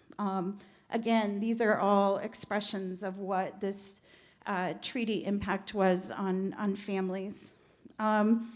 It also created shifting economic and labor needs. So you'll see, of course, the industrialization of this part of the world comes when Colorado Fuel and Iron come in. People move out of agriculture and are forced to migrate north to find work. One of the big things that is definitely more intangible is there's ambiguity of identity that people still face today. This idea of like a borderland inside oneself. So borders can be geopolitical, but people also embody these borderlands identities, and that's important for us to understand. And probably one of the biggest things that happens is there is a long-lasting dispossession of property in the face of changing laws, prejudice, and corruption. You just have to look to the very long court case around land rights of La Sierra. And this is people fighting for their right to use land that was promised to them prior to the treaty. We explore the history of this in multiple places in this museum, including in our El Movimiento exhibit. So if you're interested in that La Sierra history, please look at that exhibition. And part of it is predicated on the Beaubien document, which we also have in our Borderlands exhibit upstairs. Mexican families in Colorado and throughout the American Southwest state, quote, "I didn't cross the border crossed me." This is all, if you have heard this phrase, it is all about this treaty. In our exhibit upstairs, we have an incredible video of oral histories of people talking about the impact of this on their families. One of those is a gentleman, George Ottoby from Pueblo County, and he notes how his ancestors went from landowners to farm workers. And he connects us to today. Imagine the resulting loss of generational wealth that comes from that loss of land. It's also important to note that there was resistance to the formation of mutualistas, and mutualistas are really around these collective ways that people came together to provide lending to each other because the lending systems were discriminatory, or provide insurance to each other. There's wonderful history of mutualistas. Of course, as I mentioned already, the ongoing fight for land rights, the preservation of traditions, like a fierce preservation of traditions, and the rejection of assimilation, the rise of La Raza. These are just a few. I think it's important to note that this resistance is also part of our Colorado identity. It's formative to this state as well. So I really encourage you while you are here to take this extremely rare opportunity to witness these pages of the treaty. And while you do, I mean, you're all here at a primary source, a day dedicated to primary sources. So it might feel like a no-brainer that you would go look at this very primary source. But one of the things that I've been contemplating, you can look at this entire document online in a PDF form. But why is it powerful to see the real thing? I've been contemplating that, because it is, right? But why is it? Here's been my working theory, if you don't mind. I think it reminds us of the humanness of these documents. When you look at it, when you look at these pages today, I ask you to contemplate the human impacts and forces as much as the geopolitical ones. You will see handmade fibrous paper, carefully hand-scripted text. There is this incredible little inky fingerprint smudge on one of the pages. You can see the shape and the weight of the signatures, the imperfect wax seals. And you look at all of those things and you can't help but be reminded that human hands made this document. Even more, you must remember that human-forged conquest and the terms that moved these international boundaries and disrupted lives And please also remember, of course, the ancestors. And some of you in this room, these may be your ancestors who were impacted by these human-made documents. What you will see, just to give you a little scope of the pages, there are 4 pages. They include Articles 14 and 15, which relate to debt forgiveness, part of the treaty agreement. Article 17 reconciles the treaty with early agreements. And then probably the most popular is there is a signature page featuring 4 signatures. One American, Nicholas Trist, who was the chief clerk for the Secretary of State, James Buchanan, at the time, and 3 Mexican negotiators. Each of them signed the document twice. There's an English column where they all sign. The American signs first on the English side. On the Spanish side, Nicholas Trist is the last signature. So this is up on our 2nd floor. I really encourage you to go and see these pages while you're here. And just thank you so much. We're honored you're spending your day here with us.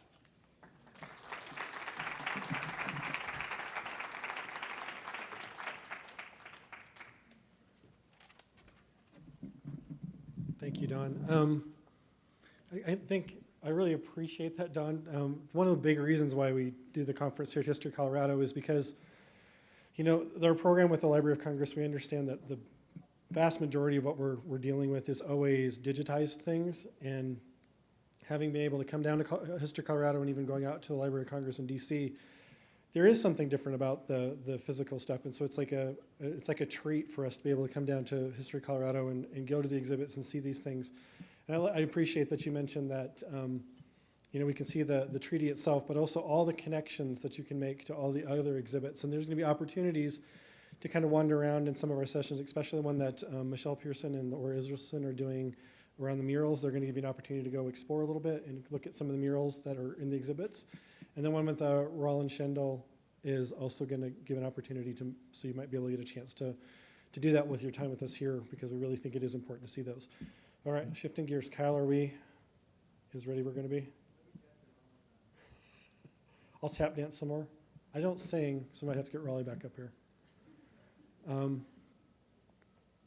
Monzo.com makes GANs great again. Course, yeah, I'm not going to say again because they never work and they're complicated.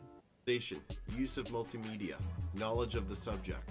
Notice it's not cookie cutter. It says in number 3, it says demonstrate a thorough understanding of the form of government being. So this is a customized response. Engagement, delivery, time management. Amazing. All right, now let's see what ChatGPT can do in the context of an English classroom. Describe the evolution the side bonus, apparently the people in Grand Junction can hear this. Of the hate you give over the course of the story. Something tells me. I guess technically you all could go onto our YouTube channel and listen to it there. That's not what we're doing. So Suzi, I apologize that that's not going to necessarily work here. So we'll work around it. And Kyle can change your slides for you. So I apologize for that. So we're just going to move forward. I'm going to go ahead and introduce our next speaker.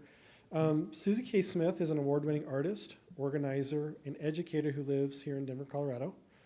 She's the author of the poetry collections Poems of the End of the World, A Gospel of Bones, and 13 Descantos. Suzi also is a singer-songwriter, a playwright, and a multidisciplinary creative. Currently, she's an affiliate faculty at Regis University and Regis University's Mile High MFA Lighthouse Writers Workshop and DU's Prison Arts Initiative, as well as the Margins Conference Director for the Word. We have a lot of experience here. She's also serves as a community representative for the Denver County Cultural Council. And so, with pleasure, it's my pleasure to introduce Suzi Q. Smith. Thank you so much. I know nothing rolls off the tongue like Denver County Cultural Council. I've had some practice saying it. But it's the Denver arm of the SCFD, if that's a little bit more familiar. So I do a lot of things.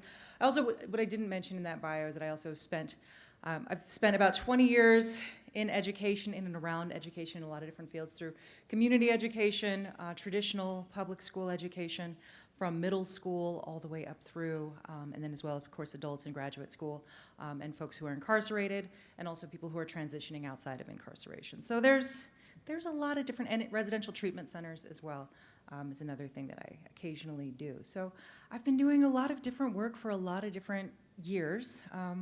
All of them intersect, right? So it's an honor to be here today with all of you. I'm so excited to be here with some of my faves, right? Teachers and librarians, like we love this, right? I'm a writer and a teacher, so these are all things that matter to me.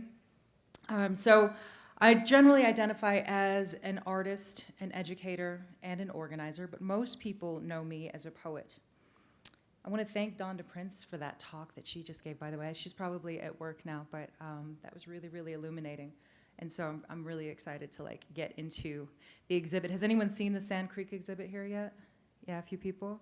I know I need a whole day where I can be alone and walk through it and cry, and I haven't had time for that yet. So, well, I don't want to see that in a group, but because I know it's going to be an emotional experience. But there's a lot of really amazing things happening here at History Colorado. So I'm glad to be here in this space today. I also want to acknowledge we're here today in the occupied, unceded territory of the Ute, the Cheyenne, and the Arapaho people, in solidarity with those who are committed to learning from our history, being accountable to it, and building a world that is more just, more liberated, and in deep gratitude for the mercy, grace, and sacrifices that allow all of us to be here now. I'd also like to thank the staff, faculty, groundskeepers, food service workers, maintenance teams, and all of the people whose work makes this education, the dreaming, connecting, and community building possible. Thank you for your work. And thank you for trying with the AV. It's gonna be fine. We're gonna make something happen. At least you can hear me in the room, yes? And they can hear me at home, so that's something. Maybe the videos that I wanted to show you won't be as successful as we wanted them to be, but if nothing, we're creative people, yes? We'll figure it out.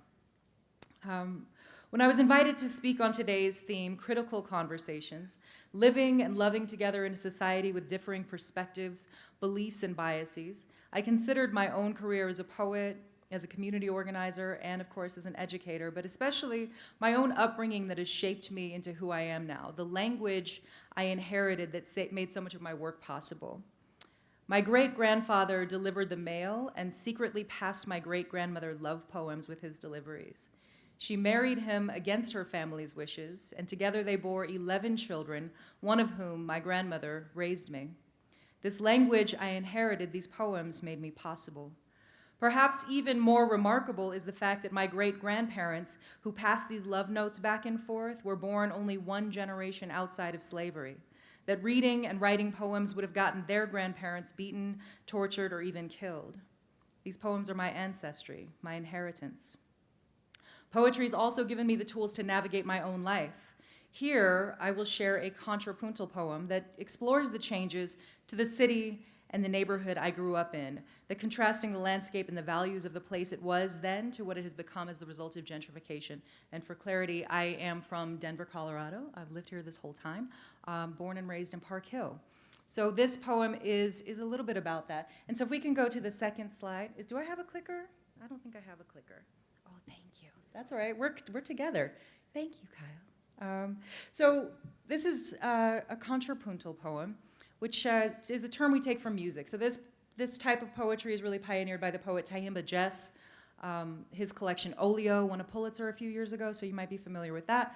And he really pioneered this form in which we read one column down, another column down, and then both of them across, right? To see what emerges in that new space, right? So there's a lot. It's a little bit more complicated than I'm going to give you right now, but for now, I'll just read you the poem. And hopefully I brought my own copy so I don't have to look behind me to read it to you. Oh, I did. Okay, phenomenal. So this is called We Pay Cash for Houses. Front yards with grass, Old trees and shiny crab apples. Liquor stores here got bulletproof glass. The churches, tattered lighthouses hold all our secrets. We lost Martin Luther King Boulevard. We hum our shame in moans. Old spirituals shape the bricks. Hand-me-down houses, delicious trees that gossip over fences. Popeye's chicken, church's chicken, laundromat check cashing payday loans. We who know each other's names, and borrowed cups of sugar, $20 until payday, just until we get on our feet. And did we not get on our feet? We made this. All of this, we made it. Fresh cut, clean as first day of school sneakers. Even the mirrors finesse the new banks on the block. Bundles of slow plunder, but the sidewalks ain't cracked no more. The alleyways smooth as untested promise of former corner store seedlings, blooming into downward facing dog in parks that unwelcome children. Bike lanes and boutique wine bars or family friendly microbreweries. Hear all the scents and sounds conspiring, flooding to the teeth in whispered howls, drowning in hissed welcomes, adrift the taunting memory of ground, air, made fat and wet with our breath, for you, for you. Front yards with grass fresh cut, old trees and shiny crab apples clean as first day of school sneakers. Liquor stores here got bulletproof glass. Even the mirrors finesse the churches. Tattered lighthouses, the new banks on the block hold all our secrets. Bundles of slow plunder. We lost Martin Luther King Boulevard, but the sidewalks ain't cracked no more. We hum our shame in moans. The alleyways smooth as untested promise. Old spirituals shape the bricks of former corner store seedlings. Hand-me-down houses blooming into downward facing dog. Delicious trees that gossip over fences and parks that unwelcome children. Popeye's chicken, church's chicken, bike lanes and boutique wine bars, laundromat check cashing payday loans, or family-friendly microbreweries. We who know each other's names hear all the scents and sounds conspiring, and borrowed cups of sugar flooding to the teeth in whispered howls. $20 until payday, drowning in hissed welcomes just until we get on our feet, adrift the taunting memory of ground. And did we not get on our feet? Air, made fat and wet with our breath. We made this, all of this, for you. We made it for you. So that, thank you. So that speaks a little bit about some of the language that I inherited, right? Not only poetry, but also some of the cultural idioms that we use, right? And where I'm from and who I'm from, right? So we all have inherited, though, quite a lot of language. So that's some of mine. But today, I'd like to talk a little bit about some of the language that you've inherited, because you've inherited language as well. So we're going to go to the next slide, if you wouldn't mind so much. Okay. We're going to do this together, right? There are right answers, there are wrong answers. You're the only ones who know which ones they are, right? So, quick, you can converse with the people in your row near you. Is it pop, soda, or are they all Coke?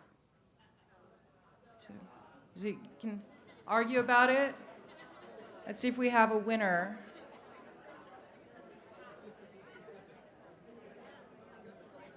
And this is your cultural language.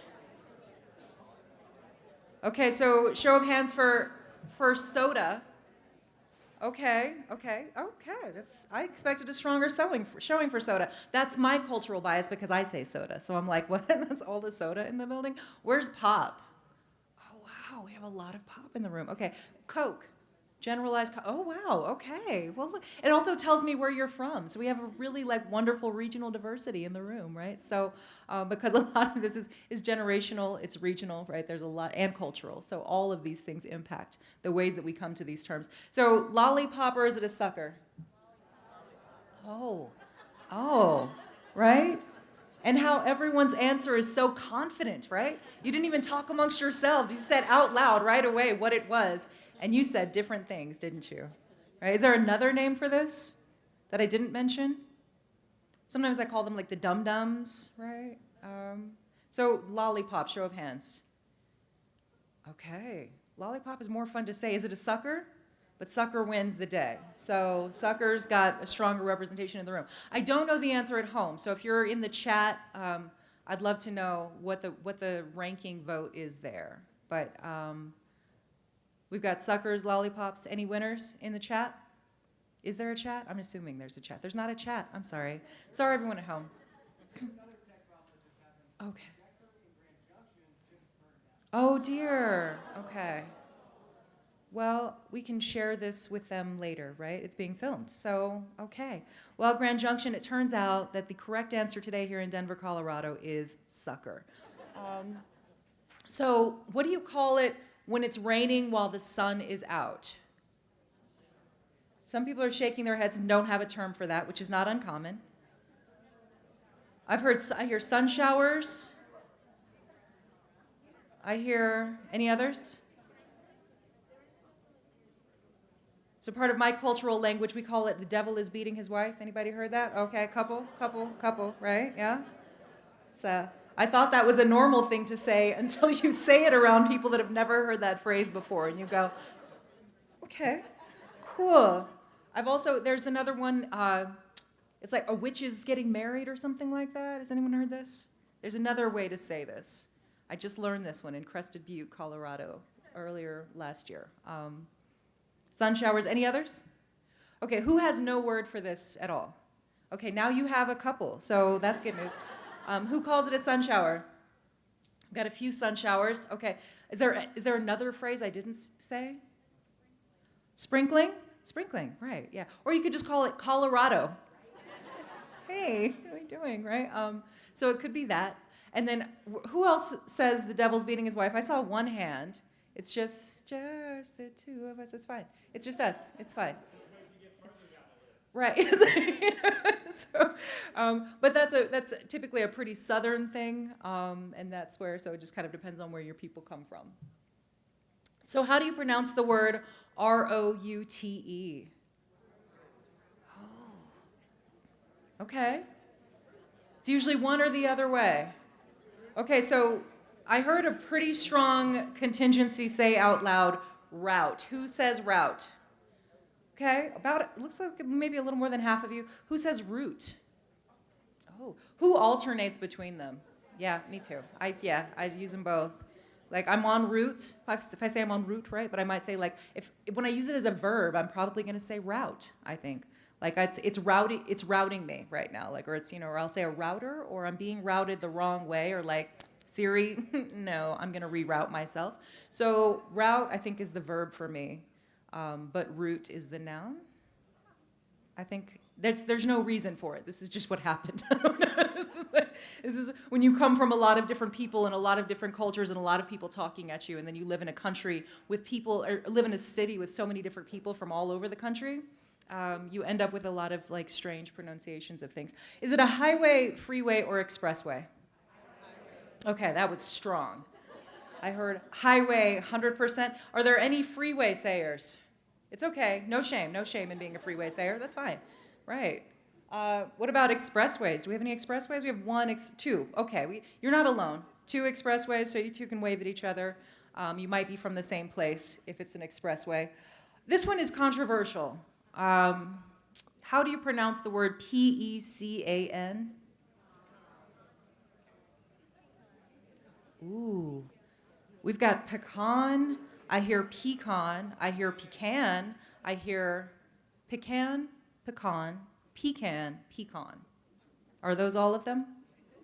Okay, who says pecan? Pecan. Okay, not very many pecans. Pecan. Okay, a smattering. Okay, what's the other? Pecan, pecan, pecan, pecan. Did I say pecan? There's a couple? Okay, I don't know how to say it. And I'm just gonna, there's a lot of different ways. They're all true. We know what you mean, right? This one, equally controversial, C-A-R-A-M-E-L. How do we say this word? Ooh, okay. Oh. It was almost a chorus, like this was the caramel, this was the caramel. I heard them happening. Is it, okay, so caramel. Okay, we got some caramels. What about caramel? Any caramels? A couple of caramels, yeah? I like that's musical, caramel. Ooh. What about caramel? Ooh, caramels. Ooh, these are nice words, right? They all sound kind of nice to me. I think caramel is my go-to, but I like the way caramel sounds better. I think it's pretty. But I think my habit is probably caramel too. Okay, is it a garage sale or a yard sale or a rummage sale or something else? So garage sale. Oh, strong winners. Okay, I think garage sale might have it. Yard sale? We have a few yard sales. I see, and when you drive down the street and see signs, it always says yard sale. I almost never see signs for garage sales. I see, but maybe it's because of the size of the space, right? Yard is only 4 letters, way easier to just write down. Any rummage sailors? Is a rummage sale the same thing? Yeah, okay, we got a couple rummage sales. Any word that I did not call it?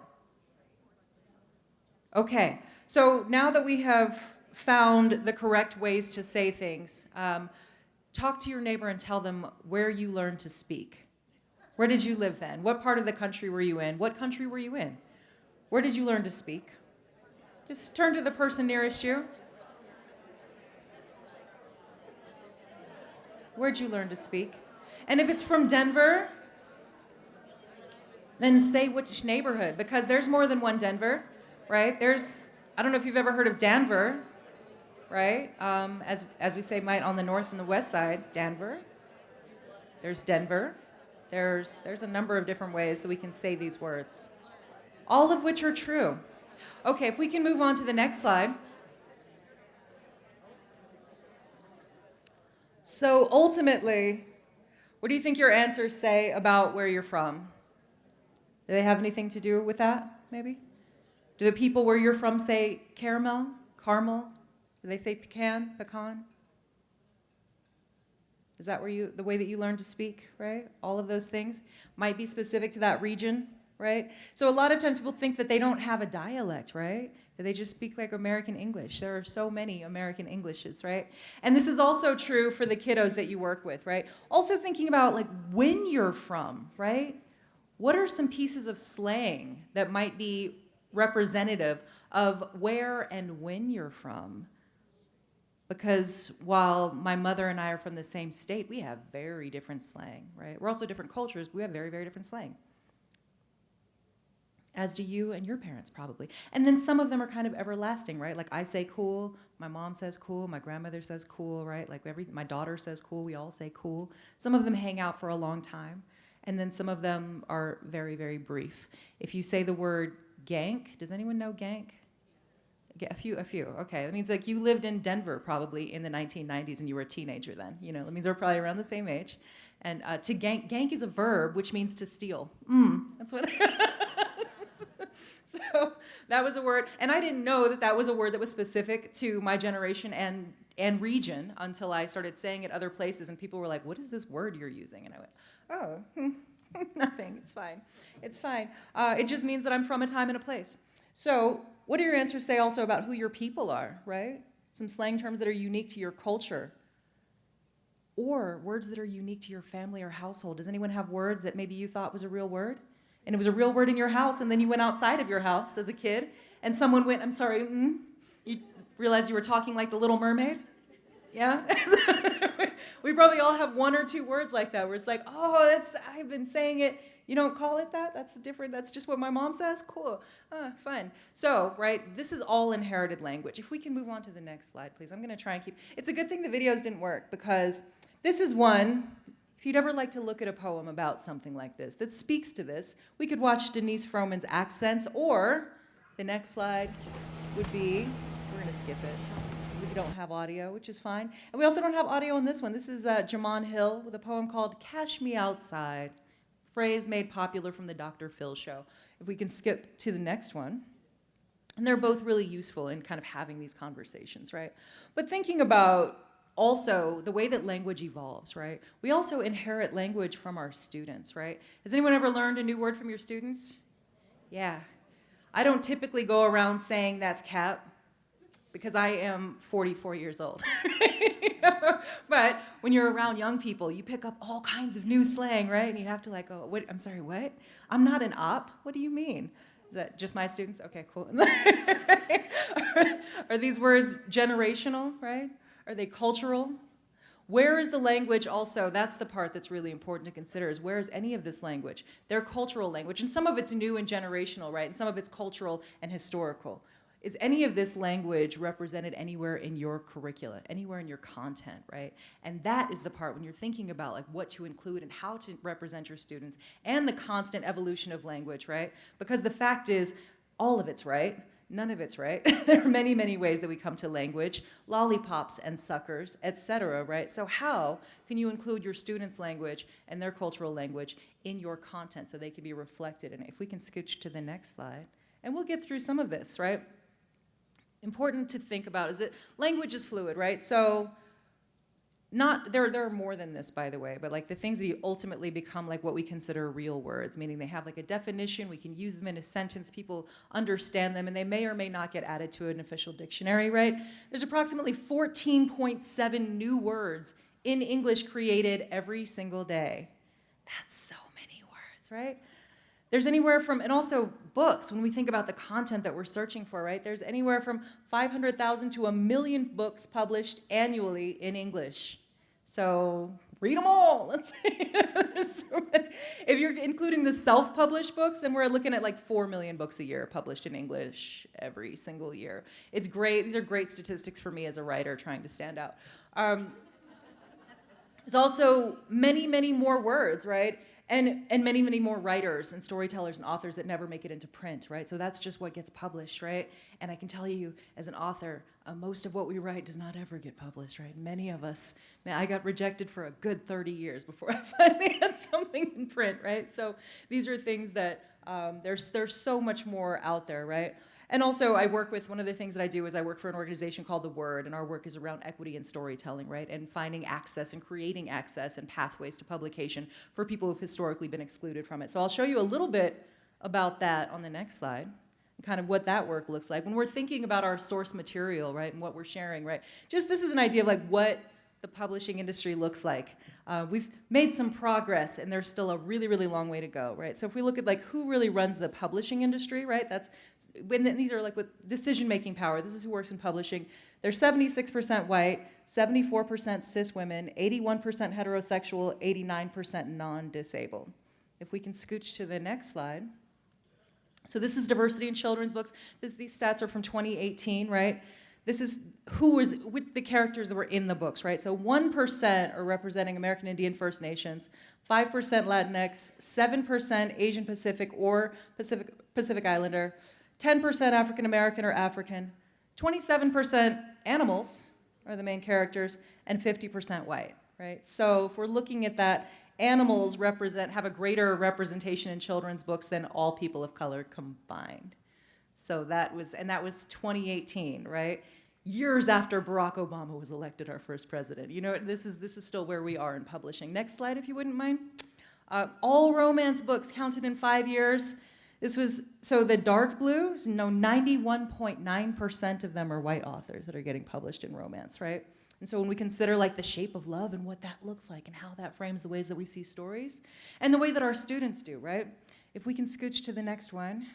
I don't know how to say this number, so if someone is better at math, because I teach creative writing, but this is for Black people in speculative fiction, right? More than half of all speculative fiction publications did not publish a single original story by a Black author in 2015. The chances of this occurring randomly are 0. Lots more zeros. And so comparison, this is a much smaller number, I can tell. That's your chances of winning the New Jersey Pick 6 lottery. There's a much greater chance of winning the lottery than being a Black speculative fiction author published. So that's another thing, right? So, and overall, right, so this is more recent, in December 2020, according to the New York Times, right, English language fiction books published between 1950 and 2018, 95% of those authors were white. The question about, is it getting better? In 11% of the fiction books published by major publishing houses, only 11% of the fiction books published by a major publishing house were written by people of color. So it's still not a lot better. 85% of the people who acquire and edit books and make decisions about what books become books on shelves are also white people, right? So that doesn't exactly reflect what the demographics of our country look like or what our readership looks like, but that is what publishing looks like. So that's also a lot of the work that we still have ahead of us, and like finding content and being creative in what we share with our students and finding ways to create more diversity in the content in our curricula. If you wouldn't mind scooching to the next slide, and I'll try to wrap it up. Wrap it up, it's fine. It's a good thing the videos didn't work. Oh, that's yikes. This is what Represents from 1950 till about now. Of all books published, the people of color are in pink. Yikes. If you wouldn't mind scooching to the next. So how do we keep up, right? How do we find content that's inclusive? How do we have our students participate and be reflected in our content? Like, part of it is I just invite them to, right? They tell me, I ask them like to bring in a poem, a story, a song, something that they feel represented by, which leads to a lot of fun conversations in the classroom.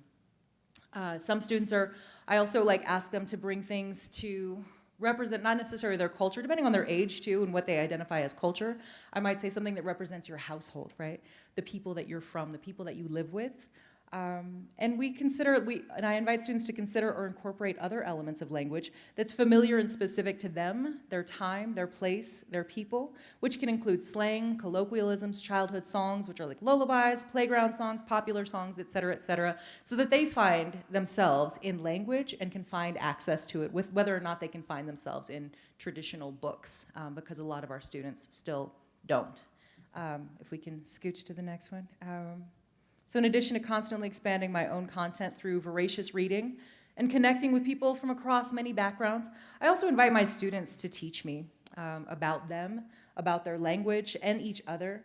Through their creations, presentations, and sharing with each other, they're also modeling new ways to engage with language and with other cultures for each other. One of my favorite moments in a middle school classroom, we were doing these cultural presentations and sharing things. I had one student who got up and shared a little bit about his family, his culture, his background, where they were from, and some of their favorite music.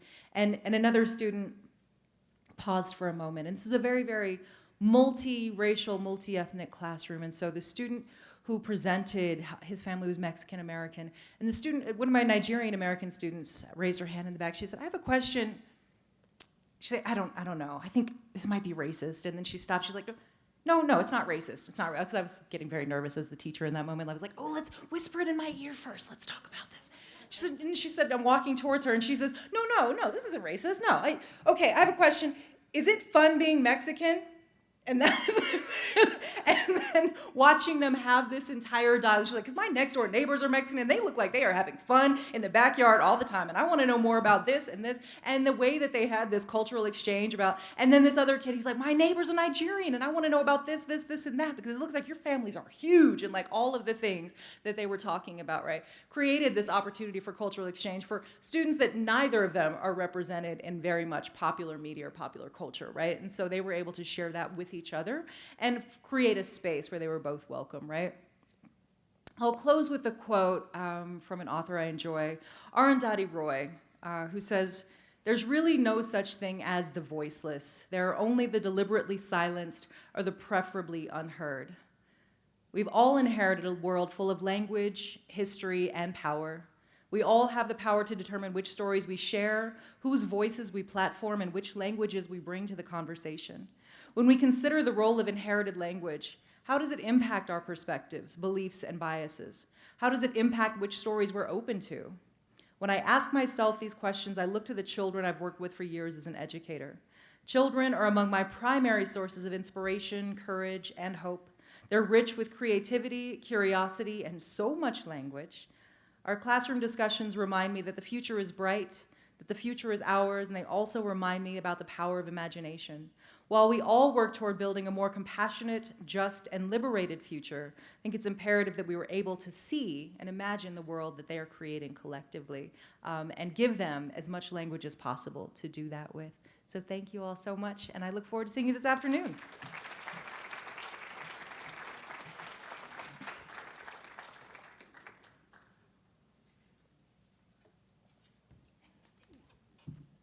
Thank you so much, Suzi. I mean, it's such a huge thing thinking about the way the language impacts the work we do as educators, and I appreciate you enlightening that. It's just so interesting seeing the diversity and the need for inclusion in our language and in the texts we use. So thank you for bringing that up, so we have some things to think about. I'm going to go ahead and move right along to our next speaker, Carlos Frésquez. Carlos is a Denver native and artist.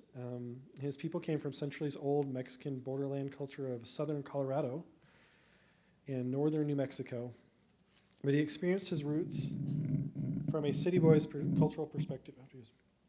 An intrinsic part of who he is driven as a human and as an artist, community-driven, rooted in religion and folklore, yet radically political and often satirical. But Frésquez, who teaches at the school that I work at, or the university at MSU Denver, still often returns to the heart and symbology of his ancestral culture, leading his students in an act of becoming artists and creating traditional mural projects and gently encouraging them to remain true to themselves. Welcome, Carlos Frésquez.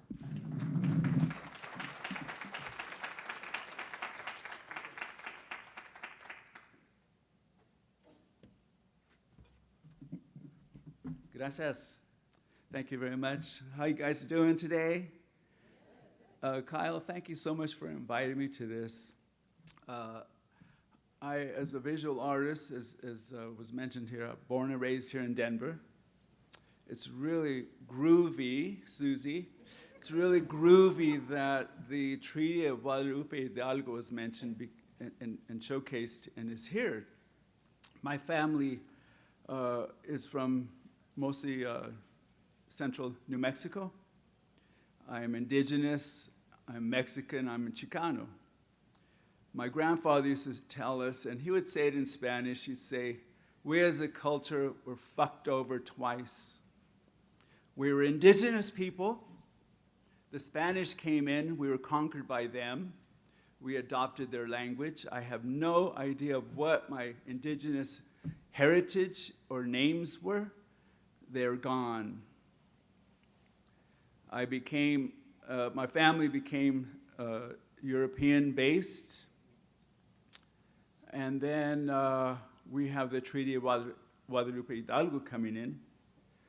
Let me backtrack. When my last name, Frésquez, is first documented in New Mexico in 1617. 1617, before the Mayflower, right?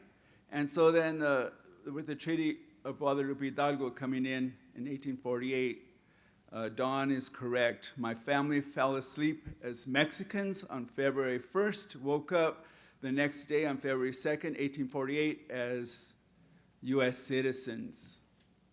When the Spanish came in and took the land from the indigenous people, we, as the Frésquez family, had a huge, huge plot of land that was given to us from the native people, and this land is now gone. We have none of it left in our family. When this treaty happened, we lost it all. How do I connect and how do I survive in all this, right? Born and raised in Denver, I always felt even like I don't belong here. People made me feel like you don't belong here. As a kid, growing up I went to Lincoln High School, graduated in 1974. Again, a groovy time, man, you know, totally far out. But I was raised with the Chicano movement. I marched with Corky Gonzalez, went to lower downtown Denver, marched as my first demonstration was September 16th, 1969. I was 13 years old. I became politically and culturally aware that day. I always wanted to be an artist. I grew up in West Denver, not too far from here. We lived in 11th and Galapago. We were a poor family. I remember playing outside with shards of glass and giant red ants. That was pretty much my toys, you know. And so luckily my family and my father got an education. We moved south side. Like I said, went to school and lived in Brentwood neighborhood.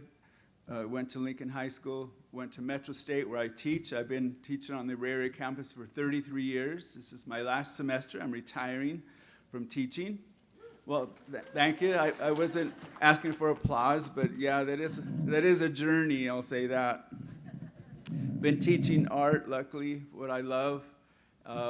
My parents saw when I was a kid at age 3, like, who is this kid? I would just start assembling things, and luckily they just nurtured that.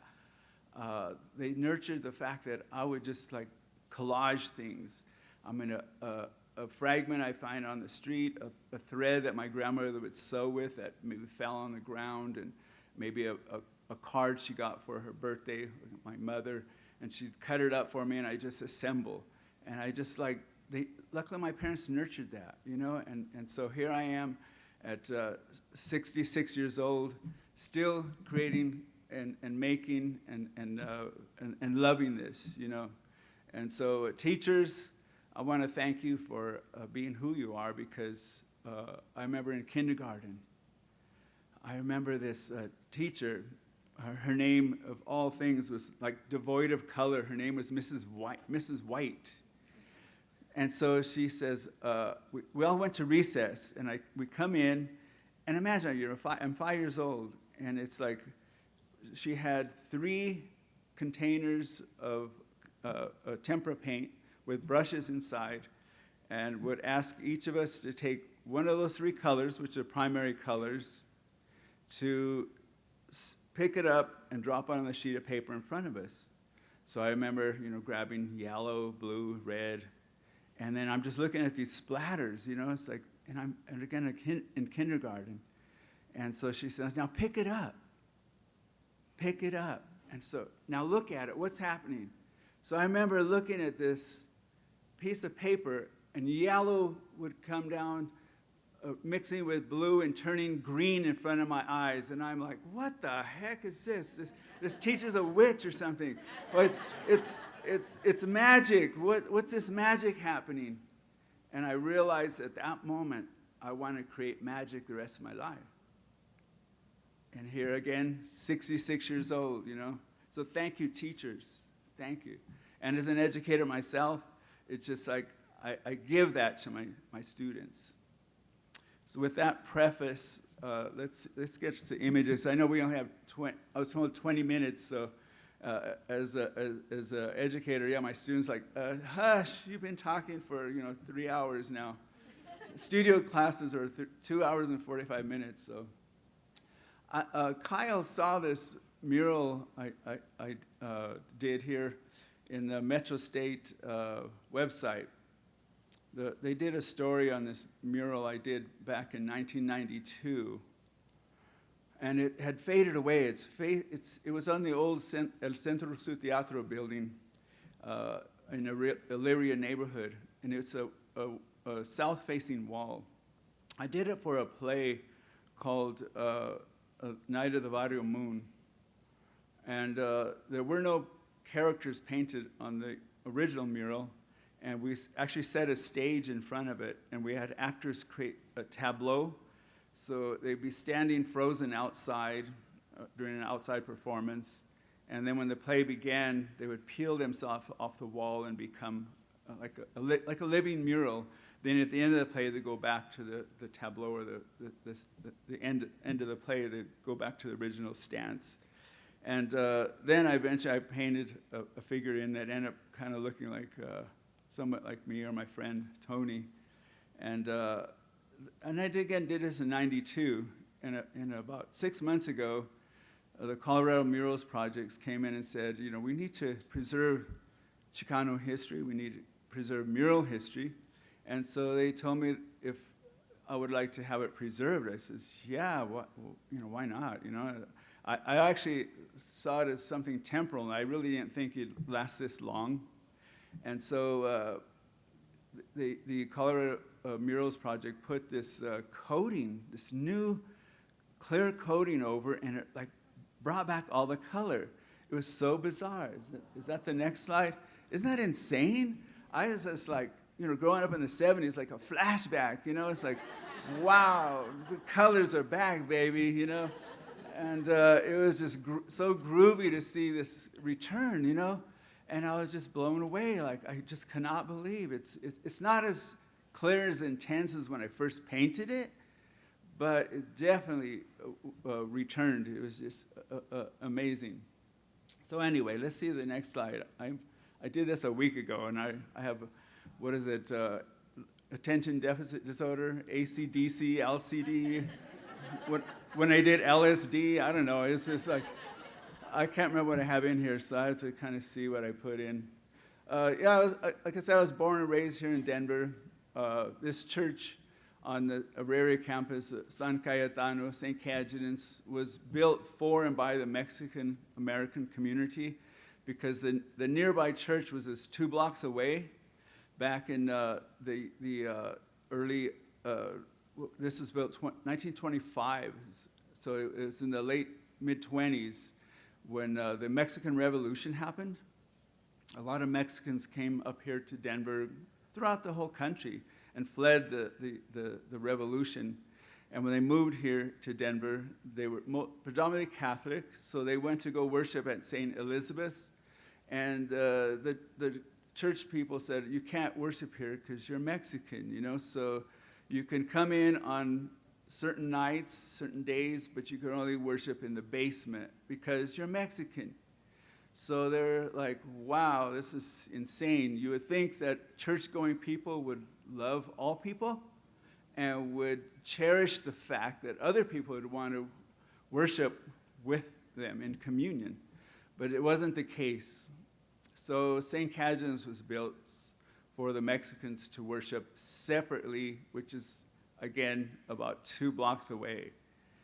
And I was baptized in this church when it was a church. And the strange thing about it was that the whole neighborhood, which is primarily a Mexican neighborhood where the Auraria campuses was taken away from our families, and the families were displaced. The houses, majority were torn down. They built a campus where I teach. And the odd thing about it is I look out my office window, and what do I see? San Cayetano. I see St. Cajetan's. I was baptized there in July 1956. And here it is, I'm going to retire, and I still see this. And it's like, why can't I get rid of this image? So I decided when my wife and I were married for 10 years to do a painting of it in honor of her. And I had no people celebrating. It was more of a dream. And I don't recall if I could see the next slide. If I put, no, I guess I didn't. I did another version with people celebrating because the schools, all 3 institutions, community college, UCD, and Metro, all promised scholarships to the families that were displaced. And luckily, they've all come through and now giving scholarships to the families that were displaced. And so I think that's something that we need to be reminded of and know that when you move people around and displace and promise things, you need to keep those promises. As an indigenous person, as a Mexican, with the tree that Guadalupe Hidalgo, these promises were never kept. So it's nice to see times are changing, to quote Bob Dylan, that we're recognizing these things. Let's see. In the notes in the email that Kile sent me, one thing is like survival. How do I manipulate? How do I live in this? How do I cope with all this, knowing this history that my family has been through, and the racism I've experiencing? When my kids were little, going to parks and getting yelled at, Mexican, you don't belong here. As a kid, being spit upon and fights and pushed around for being Mexican. How do I survive all this, And so one way I did was in college, when I was taking my art history required course, towards the end of the class, I asked my professor, Sally Everett, you've given all this art history, and I've yet to see a Mexican ever portrayed in this history. Are we even part of this history? Are we even part of art history? Are you going to include Mexicans in art history? And she told me, well, I'm glad you brought that to my attention. And again, this was like 1974, 75, 76. And she said, I need to do this. So I realized speaking up was important, and she did. She started including Los Tres Grandes and Mexican muralism, and then the new Chicano murals that were appearing on the streets, and the Chicano movement. She started discussing that. So I'm glad I voiced and said something, because it was something that was missing in her curriculum. And so let's see, again, it's already been a week, so I forgot what I put in here. Oh, so how do I survive? I use appropriation. I work a lot of different series, and if you could tell by me speaking, I'm very scattered, and I piece things together oddly. And I see myself like a pie.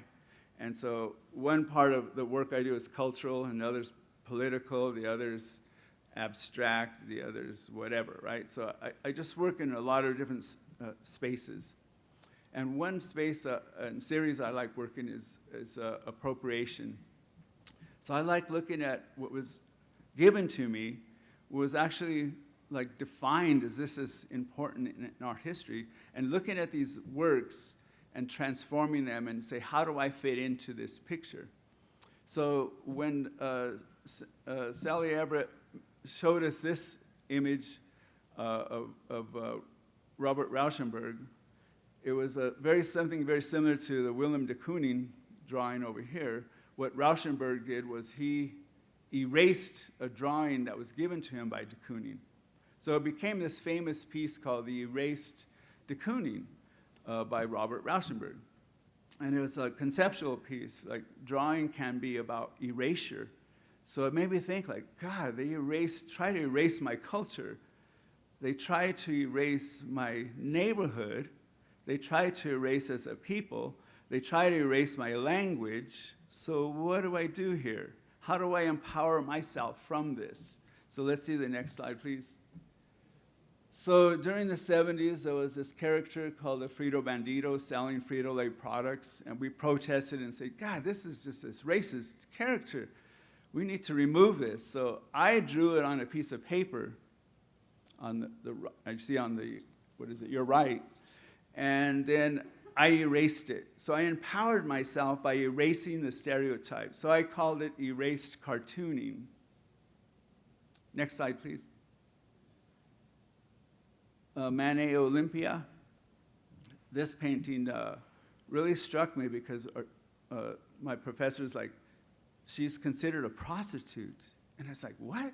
Why would you portray this prostitute in such a manner? And this beautiful painting and just going on and on about this history. And so, and then this black woman, is she a slave? Is she indentured servant, which is a nice word for saying slave? Offering flowers. And then if you can barely see, there's a little cat at the end of the bed. So I took it as, next slide please. I took and put Frida Kahlo and empowered her and made her husband, which he probably would never have done, give her a gift. And then they had a pet monkey, so I set it on the back of the bed. When I was assembling this piece, my wife, I was painting fabric, and my wife is, Carlos, why don't you just use real fabric? You could, since this is cut out, you could just staple and wrap it around. She's an artist as well. And I said, you are right, you know? So I titled the piece for my wife, Para mi esposa, because she's the one who gave me some of the ideas to complete the piece. Next slide, please. Andy Warhol, I remember when I first saw this, it's like, what? This is like an advertisement, and you're making it and saying it's fine art. This does not make sense to me. So then I looked at all the varieties of soups and such, and I said, you know, there's no Mexican food on here. And it's probably better there isn't, you know? And so let's see the next slide. So I did a series of different foods, you know, pozole, chile verde, you know. And so, again, it's for me to connect and be part of this art history in a way, and kind of make fun of it, twist it, and be subversive, you know. And this might be the last image I have. In my 20 minutes, am I still doing good? During school in the late 70s, the punk movement had come out. And man, I was just like so into like the Clash and the Sex Pistols. and started doing, for local bands, I started doing small posters, doing ransom note, cutout lettering, and just finding the oddest little imagery and collaging it and giving it to this, various bands, making little flyers for them. And so I really liked this image. It was to promote the Sex Pistols song, Pretty Vacant. And so I came up with the idea to praise the lowered. And in the 70s, the Christians, if they, like the born-again Christian friends of mine would always leave with a tagline like, praise the Lord, And I thought, well, that was, that's fine, I'll praise him, But then I in hearing it, Suzi, talking about language, it's like, praise the Lord. And I always heard kind of like lowered.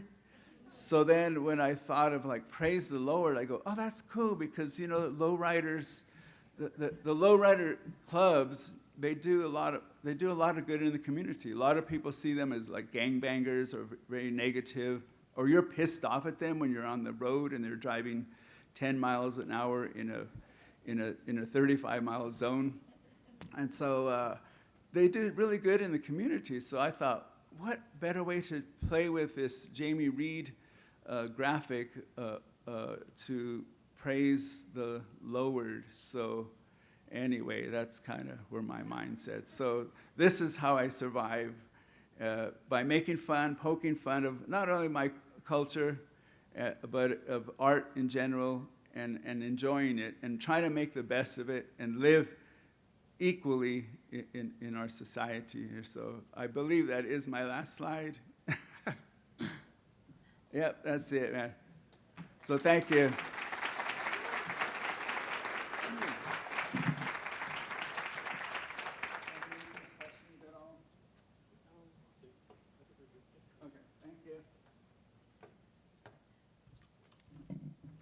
Thank you, Carlos. We're actually going to take a break. So if you had any questions, you can probably catch them during the break. Just like a 5-minute stretch break. If you've not done your raffle tickets, that'd be a good time to drop them in there. And we're going to have a couple more, and then we're going to have lunch. So take a quick stretch break.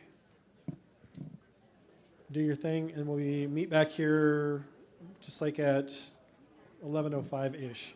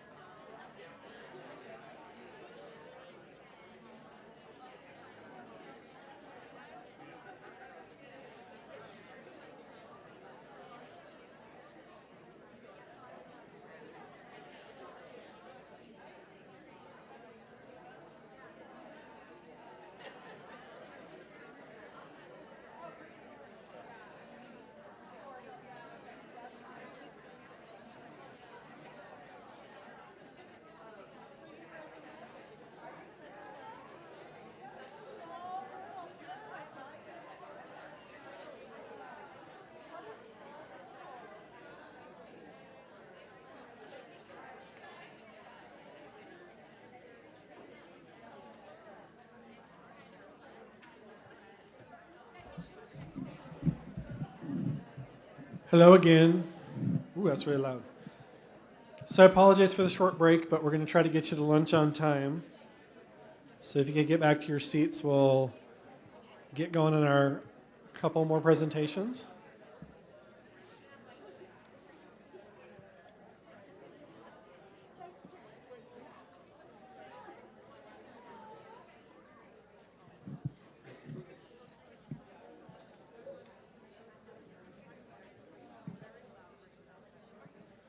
All right, while you're getting seated, I'm going to go ahead and introduce our next speaker. So Kent Willmann spent 31 years preparing young community members by teaching high school social studies in the St. Vrain Valley schools. While there, he thoroughly enjoyed working with student teachers, especially those at CU. Currently, he works as an instructor at CU Boulder School of Education, working with the next generation of teachers. As co-director of the Boulder County Latino History Project Summer Teachers Workshop, he strives to help teachers design and deliver lessons to tell undertold stories and engage all our kids. He is also a curriculum writing and trainer for the Colorado Municipal League's Lesson on Local Government. And he also has some special guests with him, which I'm going to let him introduce. So I'm proud to introduce to you Kent Willmann.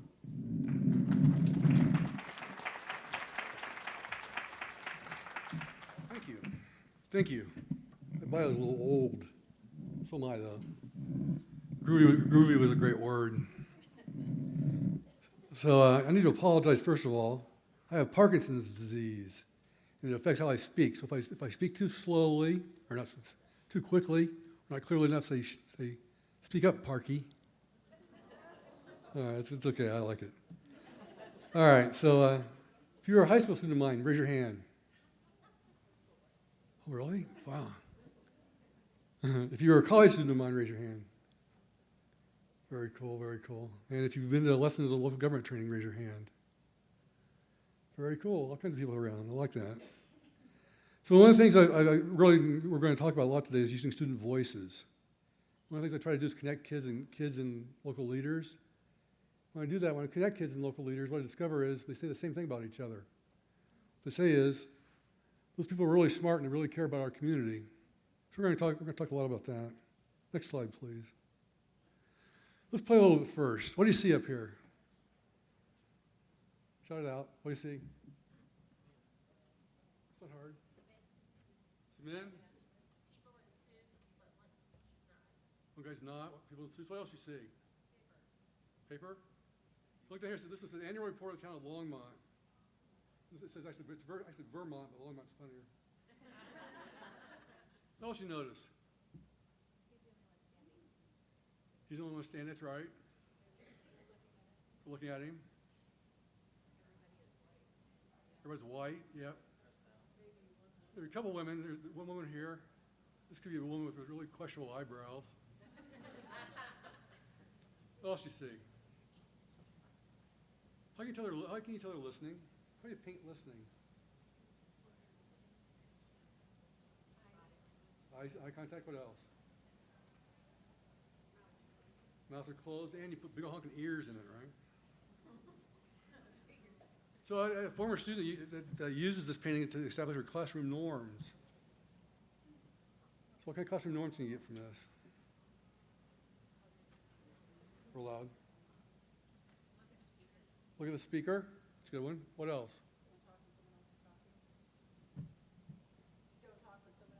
Don't talk when someone else is talking. What else? Speak with confidence. Yeah. How do you paint confidence? Tell me about this guy. What's this guy like? Real loud. He looks like he's wearing a flannel shirt, and the people around him, lots of them have ties. So how would you describe him compared to them? Well, the old term blue collar. Look at him. What does he have? Literally has a blue collar, doesn't he? This is like 80 years. This is 80 years old this year. You think Rockwell painted with a blue collar on purpose? Yeah, that's a secret. That's a question to ask kids. Do you think he did it on purpose? So what's the purpose here? What's the purpose of painting with a blue collar? Everyday person, right? Whose voice matters in your classroom?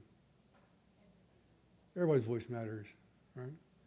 All right, I'm going to do a little magic trick here. Stand up, please. Who does he look like? Who does this guy look like? Oh, this guy, sorry. Actually, that guy too. Who does this guy look like? Show it. Yeah, show it. What's it say? Do you think Rockwell did that on purpose? How come? Why Lincoln? He's respected. He came from, he's fought for every person. Yeah, all those reasons, truth teller. All right, next slide, please. Tell me what do you see similar and different here?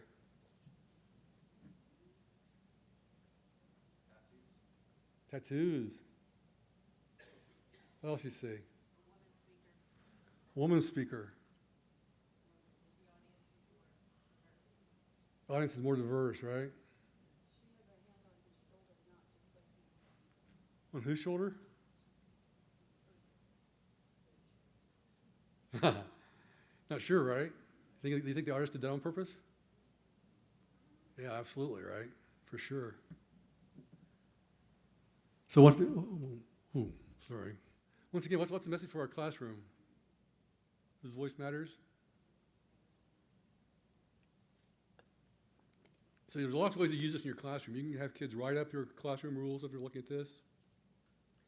You have them draw them up. Clip art. Use clip art. Make your own classroom mural this way. Sound like fun? If you want to find them today, you can find these at this. There's all kinds of redone Rockwell stuff. You can find it there. All right, next slide, please. We'll put the QR code back up in a while. All right, so we're going to have some fun this afternoon. We're in the basement, which I don't know about your house, but the basement's where all the fun stuff happens in my house. That's what the kids told me anyway. So Allison's going to talk. Allison and Jessica are going to talk about civic action projects. Going to be some great stuff there. We have some real leaders coming in as well. Rachel Medina, former student of mine, and Sean McCoy, who's a social studies teacher. Raise your hand, Sean, say hi. And city council member in Longmont. They're going to talk about all kinds of stuff that goes on in city council members and some ways to connect kids with city council members. And what's maybe the height of the day, well, Teresa McPhail and her daughter's coming in to talk about how they found a way to talk to each other through using something called Braver Angels. So there's some really cool stuff there. Next slide, please.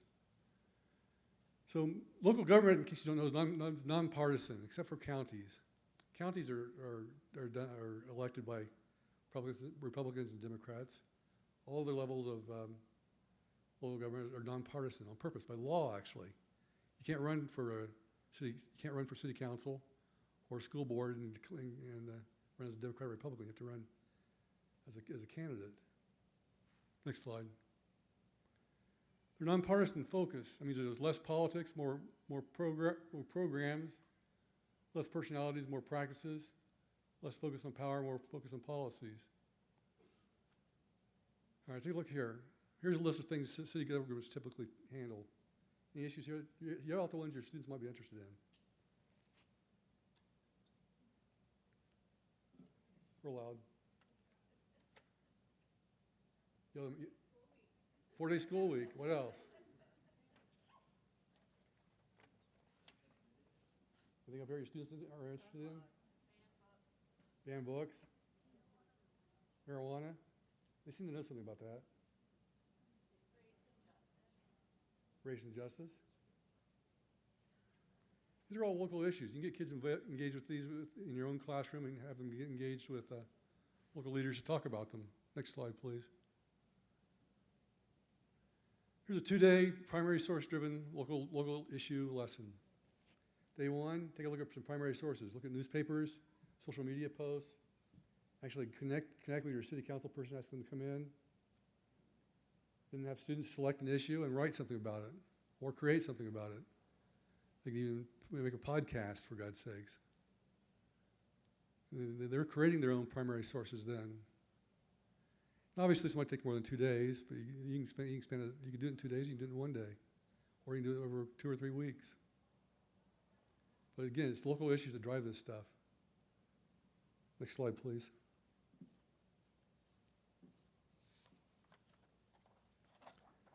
Okay, there's some students being involved. We like this stuff, don't we? It takes me back to the 60s. Student voices on all kinds of topics, all kinds of places. Gotta like this stuff. Next one, please. All right, if you want to be impressed with some student work, I'll tell you what you want to do is go and listen to the students who spoke at the State Board of Education meetings about our state standards. Speaking of which, Stephanie, stand up, will you please? She is standing up. Wave to everybody. Everybody know Stephanie Hartman, State Social Studies Coordinator? Tell her thank you for doing on the state standards. Great work there. And if you don't follow Jenny Brundeen, you should follow Jenny Brundeen. She works for Colorado Public Radio. She does great reporting for us. She's on our side. Next slide, please. Anybody have this girl? Anybody have her taught in class? She spoke up at these meetings. Who should sit here, she says. Everyone's heritage and culture and history, the good, the bad, and the ugly should be shown. What a good kid. Next one, please. Second graders can get involved with this stuff too. Second graders in Fort Lupton are trying to get their bike lanes fixed so they can ride safely to school. So second graders at Hygiene Elementary are putting suggestion boxes in their teachers' classrooms. Don't forget, we are employees of local government. School district or local government, we're employees as well. Next slide, please. Here you go. Let's give kids $500,000 to solve the school safety budget issues. They seem to work out. Trusting kids with $500,000 to make school safety issues. It's great stuff there. I think it's going on in Phoenix. All right, let's change directions for a minute. Change the slide too. Let's talk about some history and truth. You want to, it kind of confuses me to tell you the truth. If you Google history and truth, you're going to find some really weird stuff out there. And frankly, I think we need to talk less about truth. My answer is to go with Indiana Jones. Indiana Jones says here. Archaeology is the search for fact, not truth. If it's truth you are interested in, Dr. Tyree's philosophy class is right down the hall. I think we should work with details and facts and have them support claims. Mr. Primary Source himself, next slide please, Ken Burns kind of agrees with this. He talks in his country music special, he added Roseanne Cash talking about her dad, who in a 70s TV show brought in war protesters and veterans and honored them both. He often quotes Wynton Marsalis, who says, a thing and the opposite of a thing can be true at the same time. One more slide. Check this out. Blindfolded folks and blindfolded far side folks, it's hard to say. And a blank.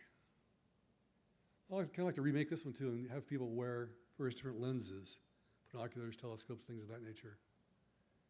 So, because we're all affected by the lenses we have and the blindfolds we wear. It says a lot about truth, I think. Oh, this is fun. Let's play some more now here. You may have seen this before. This is the Grant Wood painting. What's going on here? What do you see?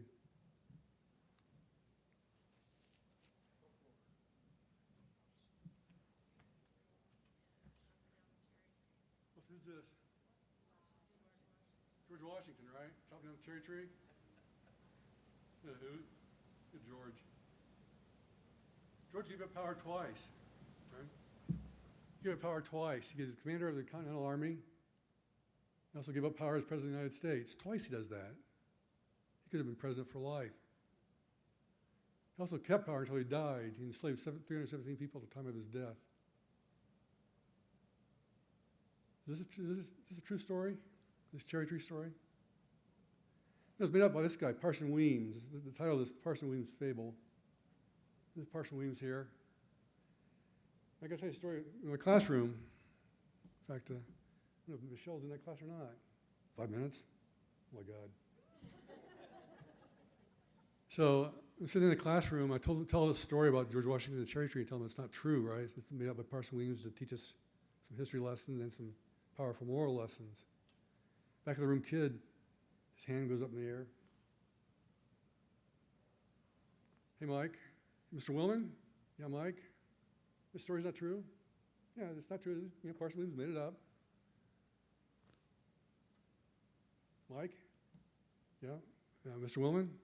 You need to lie to us to teach us not to lie? Mike, you get to pass my class forever now.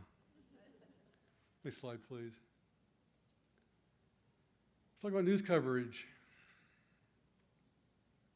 Truth in news. The old adage used to be, if it bleeds, it leads. I would suggest new adage is, if it divides, it flies. Why is that? It's what we watch. So eyeballs drive this stuff. People watch the divisiveness stuff on television. My suggestion, don't buy the divide. Next slide, please. So I Googled this idea, groups working to close political divides. When you download this page, just click on this, and you get 24 pages of groups working to close divides, including these 6 groups here. When we're talking about the state letters this afternoon, will be braver angels. A lot of people out there working to close divides. I think we're a lot closer together than what you think we are. Next page, please.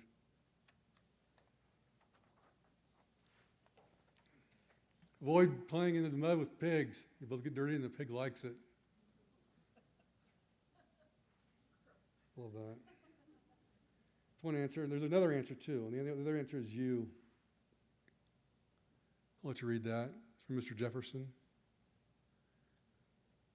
He has lots of good things to tell us.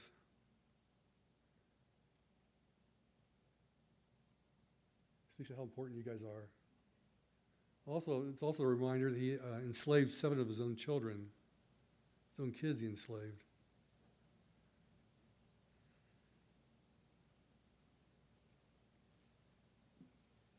Next page, please. All right, braver angels. Here's what they have to say to us. You get some more this afternoon down the basement. Here's the QR code if you want to catch up again. Next page, please. All right, so this is after a local government candidate forum we held at Silver Creek High School about 12 years ago. And the former mayor there on the right was talking, this is half an hour after it was over. This kid waited around for half an hour, finally got a chance to talk to the mayor. The mayor, to his credit, stuck around and talked to the kid as well. So about 5 years ago, I'm out traveling at Walmart. I run into Carl here at Walmart. Carl comes up to me and says, Mr. Willmann, how you doing?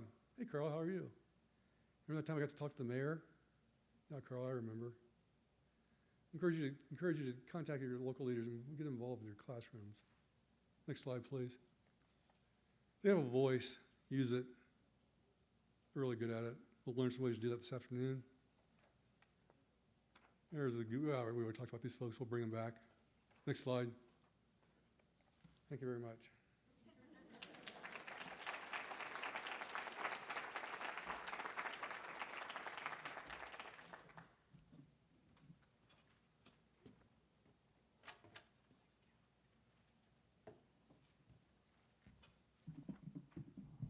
We're on the home stretch.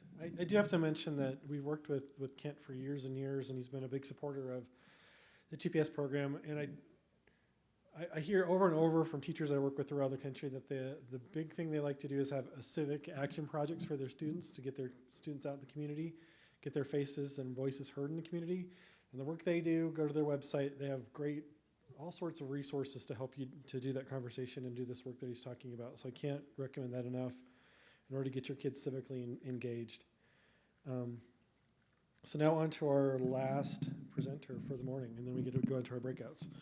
So it's kind of a treat because this is a newcomer to the Denver area. So Justin is an assistant professor of English at Metropolitan State University of Denver. Again, we're we're hiring in-house a little bit here. But interestingly enough, he's recently relocated from Penn State University, where he was an associate teaching professor of English and African American Studies.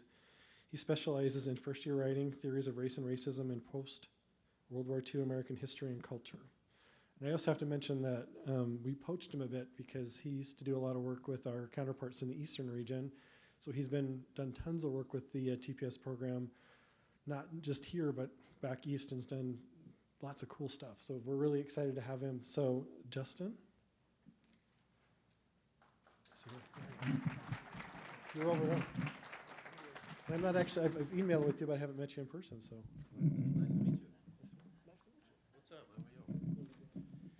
Hey, everybody. Okay, that was really pathetic. Hey, everybody. How are you? What's the proverbial thing of the person who's right before lunch? They're like, I guess, in the crosshairs of all your ire and your stomach. So I'll try to make it 18 minutes instead of 20. So my name is Justin Senso, just relocated here, assistant professor of English right down the street. And my talk today is called Writing Solidarity. It's funny because this is kind of like my new bag, my new research project. So this is just kind of growing and developing. So it's fun to share this with you, to show you what I found, and hopefully there's some takeaways. And because 2023 is the 50th anniversary of, what's 20? Yes, so 2023 is hip hop's 50th anniversary, and that's why I wanted to come and talk to you today, because maybe in some way you can get hip hop in that classroom of yours. Okay, next slide. So we have a quiz. I have to make you work for your lunch. So if you could take out your smartphones, or I don't think dumb phones work. I'll go like this. So it's a two-part quiz. I'm probably talking too loud. It's a two-part quiz. First one's multiple choice, and the second one is, I guess you can call it fill in a blank. And the purpose here is to take an inventory of who's in the room in terms of your familiarity and your use or abuse of hip-hop in the classroom. So I'll give you 90 seconds. Number 2 pencils. Yes? No? Okay. My dad jokes always crash.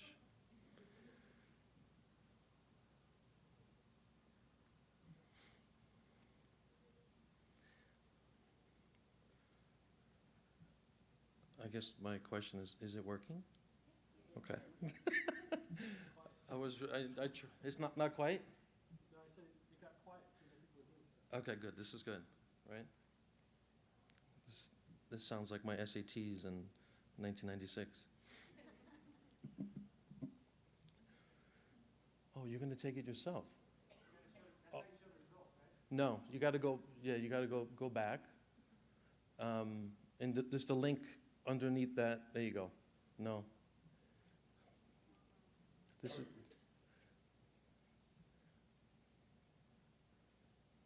See, when you want to do like cool things, you gotta, deal with the technology. So that's it. That should be it.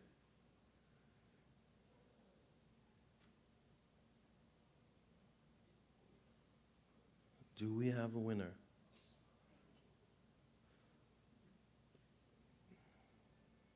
You could. I don't know why it won't work.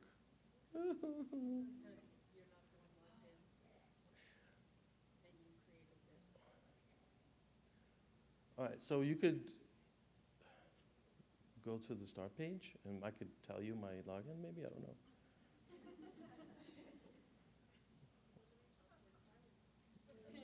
Exactly. See, this is solidarity. You're in solidarity with me fucking this up. Hopefully. Maybe we could return to it later?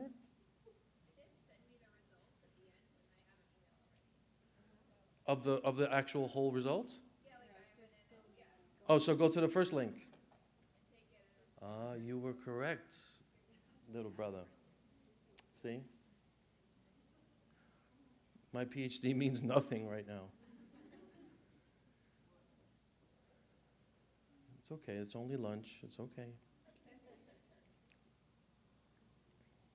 Just, yeah, if you click on that and take it, you get prompted over. I'm so sorry. Yes, sir. Oh my God, okay.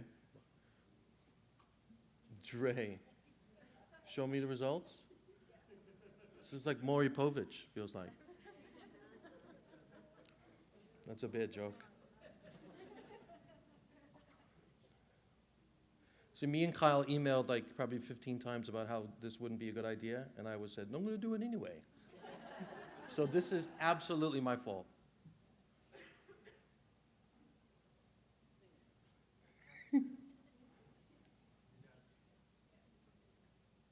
If it doesn't work, then, you know.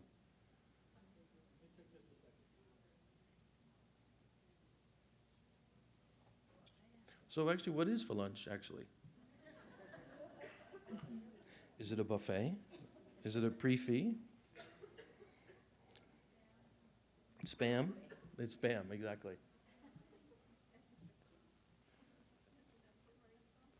I'm going to go into that in a second. I read minds.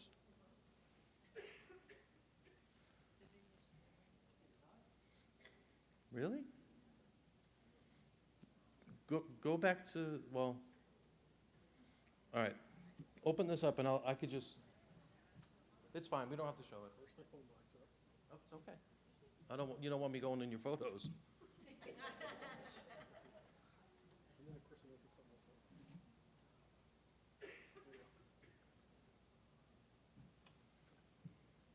Okay.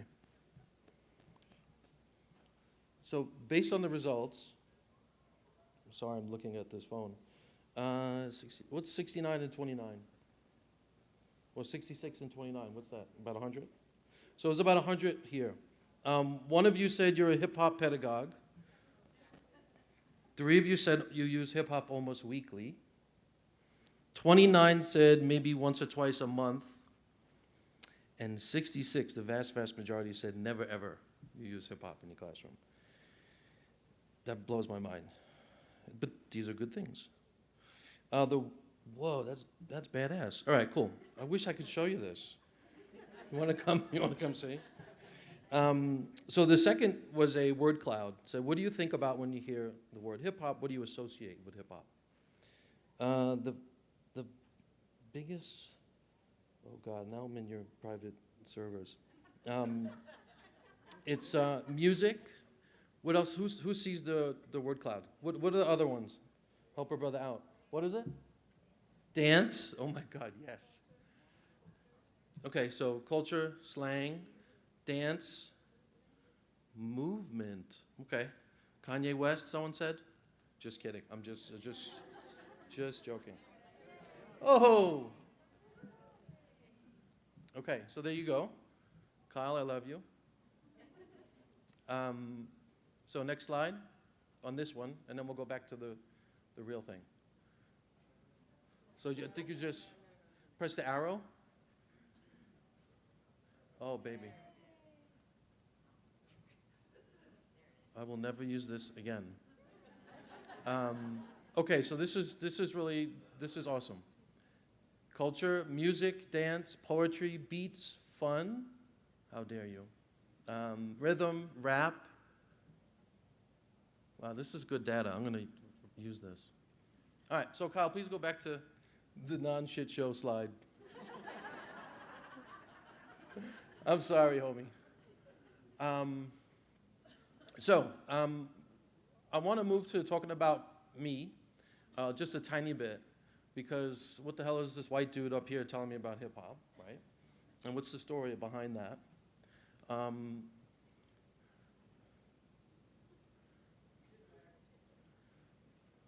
Hey, this is what happens in classrooms. This is live action reality.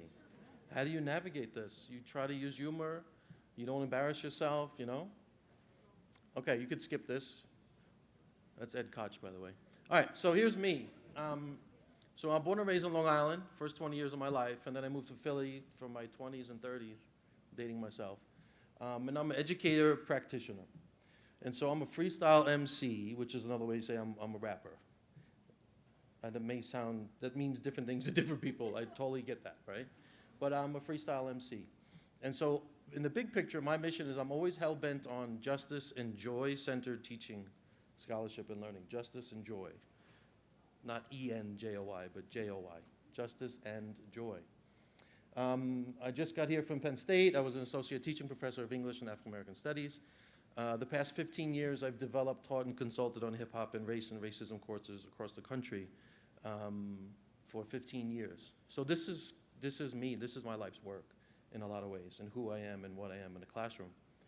And most recently, this is actually awesome. I don't know why I did this, but I emailed the only person who teaches AP African American Studies in the state of Colorado, and I helped him craft a lesson, actually, most recently, on Kendrick Lamar and Langston Hughes, which was awesome. It was like, this guy's awesome. So I have a new man crush. And again, this idea of solidarity and support and being in fellowship with meaningful work. And so these are pictures. That's me in Buffalo, 2010. And I volunteered for this program for young adults with severe physical and/or intellectual disabilities. And I did a hip-hop program with them, free. And it was incredible how I changed their lives. That's me and my homies. And we used to cipher and freestyle and rap, and so that's like my little rap crew at Penn State. And I show this because I just want to give you a little bit of texture of who I am, because I don't want to just stand up here and just say, hip-hop is this, and let's do that. I want to just kind of be human and be vulnerable in front of you, whatever that means. Okay, so today's talk is a tiny snapshot of I'm writing a book. Co-authoring a book on hip-hop and hip-hop's relationship with democracy. So what does hip-hop teach us about American democracy? That's what this slideshow is about, what I'm going to talk about. So whenever I teach or talk about hip-hop, I talk about and frame hip-hop around this idea of the necropolis. What's the necropolis mean? Cemetery, right? Absolutely. The city of death, right? And so whenever we talk about or we teach about hip-hop, the hip-hop's founders inherited what I call a tragic calculus of structural harm by no fault of their own. And this is in post-World War II New York City and a lot of places around the country and the world, really. A man-made necropolis. And so I start here because I want to start with the big picture, because we're going to get and to see some exclusive primary sources in a second. So this calculus, one of the first pieces is this idea of urban renewal. We've heard of that before. I bet you some of my brothers and sisters in here are from Denver. You've been on the pointy end, maybe, of urban renewal, or maybe on the receiving end, on the good end. But in the 50s and 60s and 70s in New York City, the development of the Cross Bronx Expressway just devastated communities, forced people out in ways that just takes your breath away when you read about it and you study it. I don't know if anyone reads. This is a really accessible, teachable book. It's a classic. It's called Can't Stop, Won't Stop by Jeff Chang, my beloved Chinese-American homie, Mr. Chang. He's a funny guy, genius. So I'm taking the L and the TLD day seriously, okay? Librarian, yeah, okay. So urban renewal, another piece of this tragic calculus is deindustrialization. We've probably heard of this before, taught about it before, and it's always kind of like in process. And so for the children of hip-hop, a lot of their parents were dealing with the wreckage of deindustrialization, jobs evacuating the inner cities, wages declining, and then also this kind of de facto policy of benign neglect, the evacuation of social services, in New York City at the time, fire stations, school, all these sorts of ways of leaving neighborhoods to fend for themselves. This is kind of the policy. I don't know if anyone saw, there's tons and tons of footage and films. I think maybe Ken Burns did something about this, but The Bronx is Burning is this classic story of New York City after World War II. So whenever I teach hip hop, I start with this big picture, is understanding that these young vulnerable people inherited this wreckage by no fault of their own, right? Does that make sense? Okay. Next slide. So now Kyle told me there's no audio, but that's okay, because we don't need audio. I just want to show you What do you want? this clip, which is from the film Style Wars. Anyone ever see Style Wars before? What a job No? that I don't hate. You're breaking my heart. What did you say? It's from 1983, and go to 2430. 2430. I got 5 minutes. Some people had different arrows just Okay. going right through their So pieces. this is a film that navigates and shows viewers what life was like in the actual early 80s on the streets of the Bronx in New York City. And so what these young people are talking about is the degree to which they're competing with one another in graffiti, and using graffiti as a way to develop relationships and bonds. I know And a lot so of good I riders, wanted you know, to and all the riders that I not knew, end you my know, talk, they used but to end get this up, clip. so they used to tell me, Once yo, it Trap, pans won't you out, get up? and you see And I both of started them, getting you up can with just them. press pause. We started doing pieces. Then I met Dez. No, keep going. I want to see the tall dude One day, at the same time. I came to the bench and I seen him sitting there looking at the pieces. You could tell There a you go, you rider. stop right there. So I've always taught this film. And one of the most profound moments in my teaching has been when my students encounter these two. And these are two graffiti artists. Left is this guy named Trap, and on the right his name is Dez. And here they're talking about how they met. It's almost like a romance. It's really profound. So Dez says he sees Trap bombing a train. Bombing means doing graffiti on a train. And he sees him effing up, messing up. And he goes and he helps him. And he does it again and again, and they develop this kind of master-apprentice relationship in the wreckage of the necropolis. You have this really kind of microscopic, profound, and beautiful, meaningful way of developing love and solidarity amid the wreckage of all this going on. And so I really fell in love with them too. And it's just a kind of a blip in the film. And so I always held on to their story, trying to find more about what's up with these young men. Are they, a rarity? Is this something that just kind of, goes up and goes away? How can I find more of them? And so, as I've been doing my work and my research, I stumbled upon, and we can go back to the slides, the beginning fumble really effed me up with timing, I'm sorry. If you want me to shut up, I will, but I haven't gotten to the good stuff yet. But if you want me to shut up, I have no problem with that.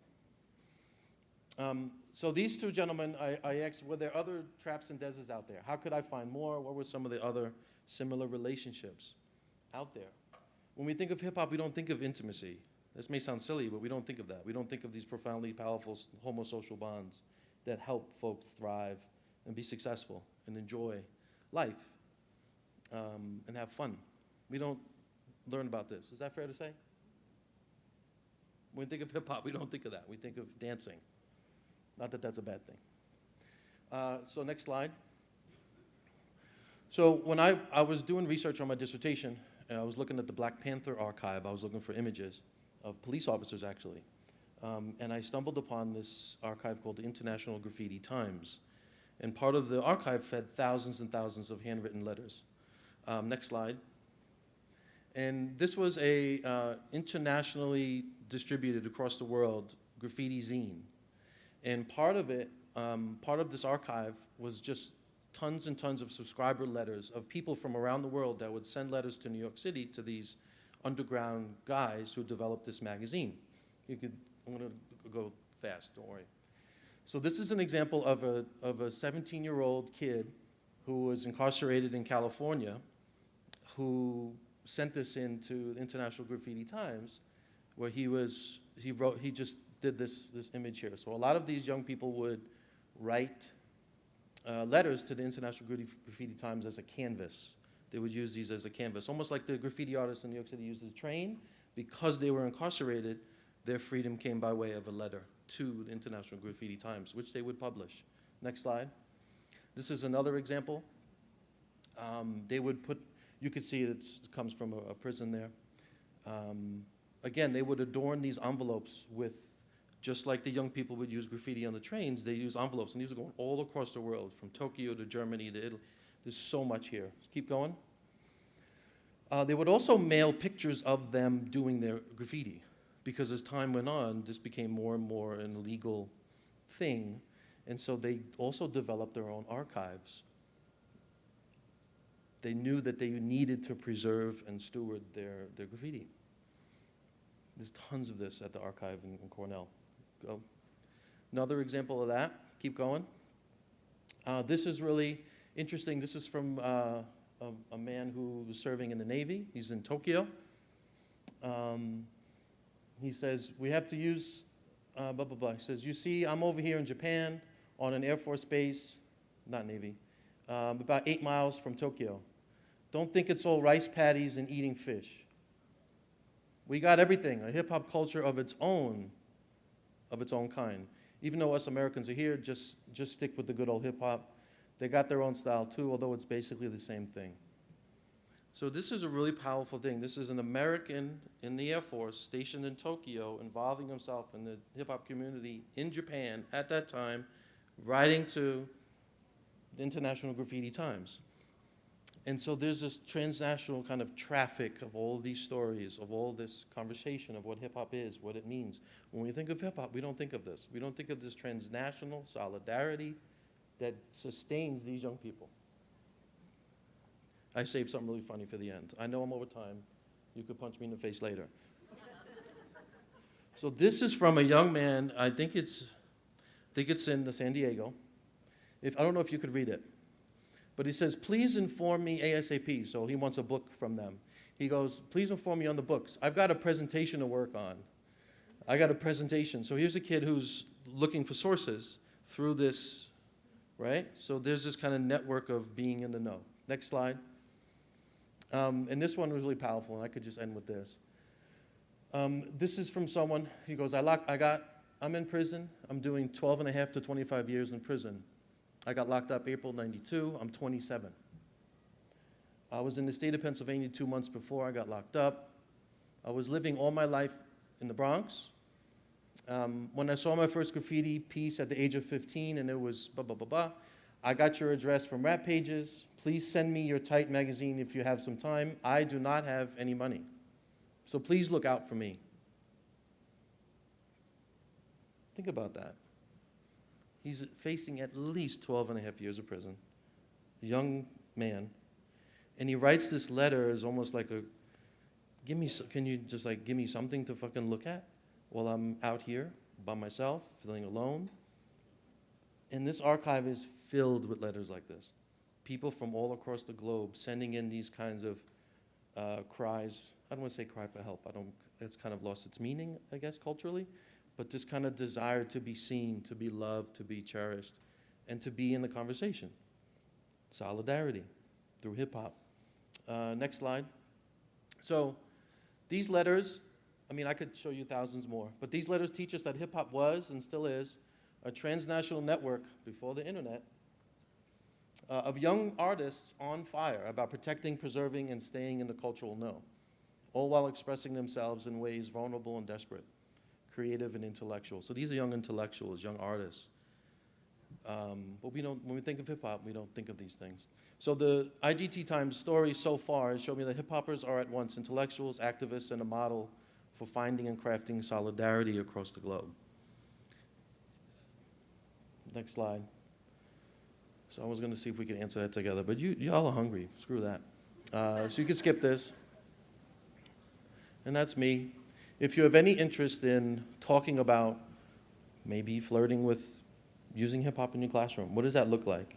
How can we use primary sources to tell powerful, meaningful stories, to reach young folks in any way possible? I'm 100% here to help and help shepherd anything you're interested in, to help put gasoline on your teaching, because this stuff is so special, and especially the prison letters from young people teaching that stuff. It blows the students' minds. I want to say I'm sorry for the fumble in the beginning. That's totally my fault. I appreciate you. I love you. I'm proud of you for doing the things that you're doing. Yes, I mean it. And I wish you a happy weekend. Thank you.